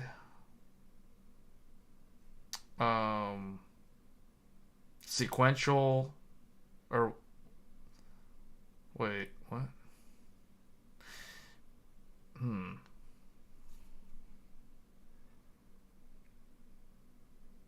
Is that the new Crystal Disc Mark theme? Yes, it is.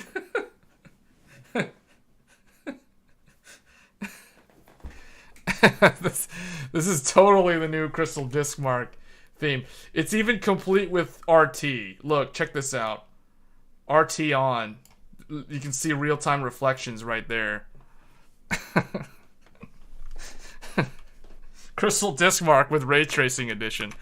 That's what this is. This is the RTX on. This is the Ray Traced edition of Crystal Disc Mark. Pen and paper theme? Yeah. So I'm just trying to understand, like, the random. Is this one? Okay, so this one, it's actually lower than that one. Really, I'm not sure. Like, okay. Yeah. Yeah, this is actually quite a bit better here in the random. And then I don't know what this last one is. I don't understand what these are. Because you have the same thing. Oh, this is Q depth 1. And this one's, the upper one is Q depth 2. I really don't know how to interpret a lot of this stuff that I'm looking at. I don't know what, like, I'm assuming this one is Q depth 2. And 1 thread, and Q depth 1 thread. And then you've got, but it looks, yeah, I'm surprised that FireCuda is that good on the randoms.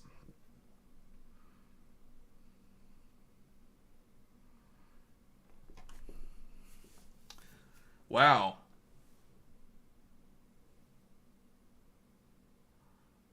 So your temperatures were 48 and 42.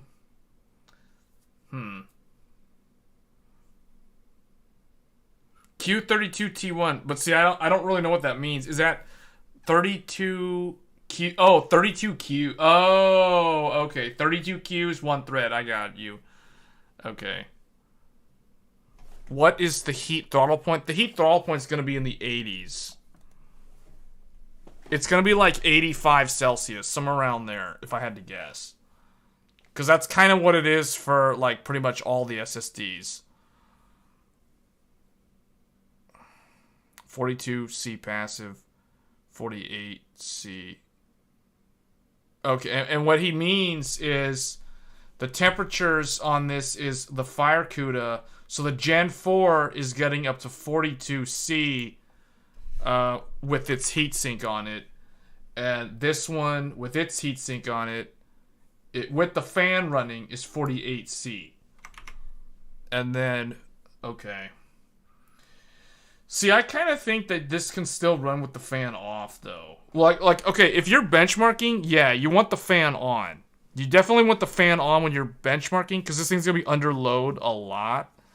I mean, so it's going to be heating up, and it's going to be running at 11 watts all the time.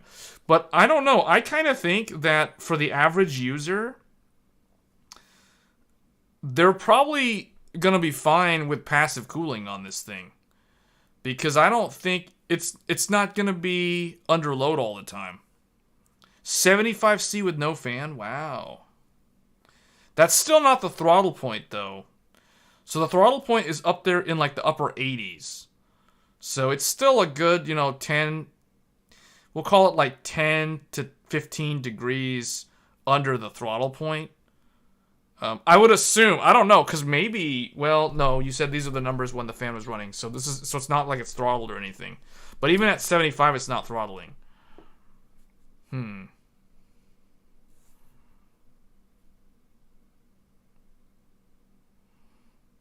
Yeah, the average consumer doesn't even have a Gen 4 drive. Honestly speaking, the average consumer doesn't even have a Gen 4 drive. At least in their computer. They're if anything, they're on, like, Gen 3. Like, I'm on Gen 3. so it's like... And I don't think I'm the average consumer.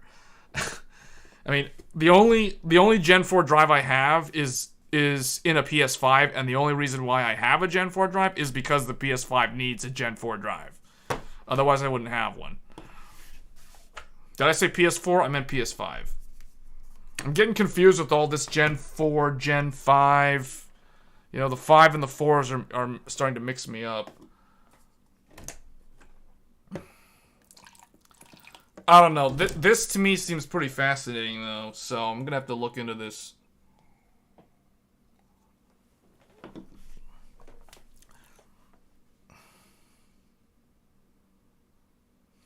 Oh, Apple laptops with Gen 4? Apple laptops have Gen 4 in them? Oh, I guess the newer ones do. I didn't think about that. I assume they were all Gen 3. Because Apple doesn't really, like, the whole entire laptop is a heatsink, essentially. So it's like, oh, well, yeah, I guess the laptop, a 15-inch laptop from Apple is big enough to cool, like, a Gen 4 drive. So, yeah, but, I mean, it's got to cool other stuff, too. Just saying, so... So that's interesting. Yeah, I'm probably going to have to do some tests and stuff on this too at some point. I don't know. I still think, like, in my mind, I'm going to probably skip Gen 4 completely and just go straight to Gen 5. I'm going to ride out Gen 3 as long as possible and just then jump to Gen 5.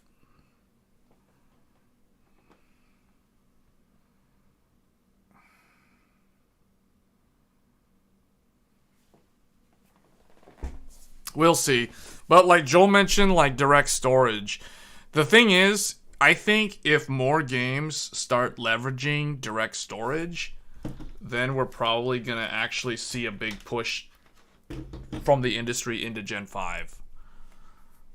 But I do think Gen 5 makes a lot more sense in the enterprise world. Definitely. Because there's new stuff like CXL is coming out. Or is already out, but I don't think anybody's really figured out what they're going to do with it. But, like, things like CXL. I'm trying to think now, like... CXL... Hold on, let me find it again. CXL... Compute Express Link. That's what I'm thinking of. CXL started in 2019, but I do think that CXL is probably going to be one of the few things in the enterprise sector that is going to benefit from PCIe Gen 5. So, hold on. Where is it? I'm gonna blind everybody again. Okay, here it is. So Compute Express Link, CXL. You're gonna start hearing more about this in the future. This is not necessarily new. It's just one of those things where PCI 5 is actually gonna be a big part of this.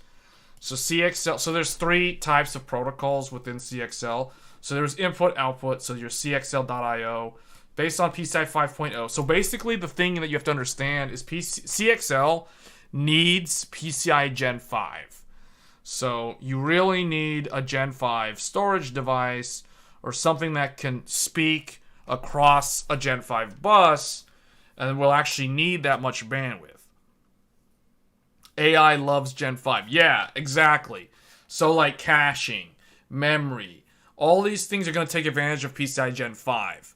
So this is the reason why I really think like Gen 5 is going to see a big push in the enterprise world, in the world of machine learning, AI, accelerators, etc., all that stuff.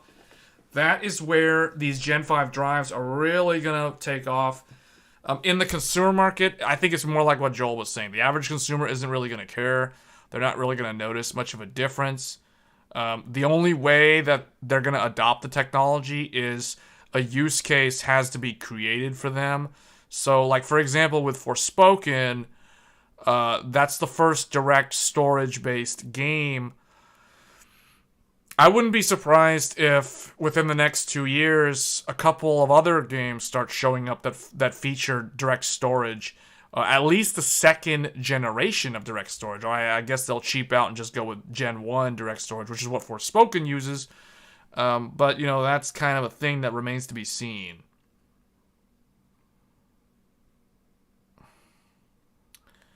Gen 4 are going to be pushed since Gen 5 are not going to have a huge difference in load times and will cost a lot more and need better cooling for direct storage. Wait, what did C6V say?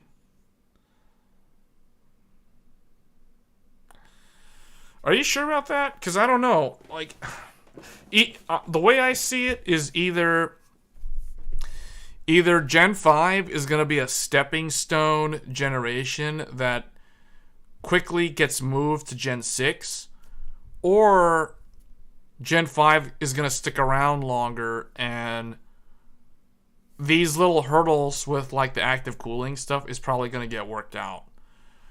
Whether it means chipsets that are more efficient with better I/O, so they don't need like active cooling and stuff, or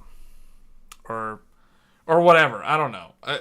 I could be wrong. Who knows? All I'm saying is I do think that in the enterprise world, Gen 5 is going to be the main thing that is going to take off. Because Gen 4 didn't really do anything. Like, Gen 4, if you look at the enterprise world, Gen 4 never actually did much. Like, it was just kind of there. It showed up, and no one really actually used it. So, and the other thing, too, was Intel was so behind on Gen 4. And Intel being the juggernaut in the server market, you know, them being behind for so long. Oh, Nisko's gonna go? Okay, alright. Well, thanks for stopping by. But the thing with Gen 4 is, in the consumer market, yeah, it does kind of make sense that we'll see it live longer. But in the enterprise world, I don't know, because it never actually did anything. Like, it was never actually really... Like, think about it. Like Gen 4 came out in 2019. AMD was first to market with Gen 4 in X570.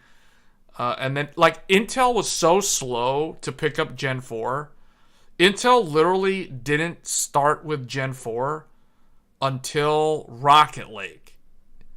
Like, it was almost 2 years later when Intel finally adopted or integrated Gen 4 into their chipset and their CPU. So it's like, if you think about it, Gen 4 has been around for a while, but the adoption rate has been so slow. That's what I'm saying. And then the thing is, with Gen 5 coming out as of like Alder Lake, so you see what I'm saying? Like in the enterprise world, Gen 5 is where the big push is. So the way I see it is when you want to drive economies of scale, if the enterprise market is going Gen 5, then I kind of think the consumer market's going to follow. I just don't really see much of a future for Gen 4, aside from like PlayStation 5, if that makes sense. Because you guys have to remember, like, I base my interpretation of the technology more so based off of how it's actually used in the business world, in the enterprise environment, not so much in like the PC DIY space. Because remember, the hardware enthusiast PC DIY crowd is a very, very tiny, small, almost insignificant group of the general public versus like the masses of people who buy laptops and game on consoles and smartphones. You see what I'm saying? So it's like you have the juggernaut enterprise with all the servers. You have the Googles, the Metas, the Amazons, the Apples of the world, the Microsofts, etc. And then you have, everybody else in the consumer market with their Samsung S23s and their Apple MacBook Pros and their Lenovo ThinkPads and their business laptops from Dell and HP and their pre-built gaming computers and whatever. And then you have people like us, that are always looking at the latest and greatest technology. So the driving factors are always going to be the majority rule. So that's what I'm saying. So it's like, I kind of think Gen 4 is going to stick around, but I don't think we're going to see much more of Gen 4 in terms of innovation.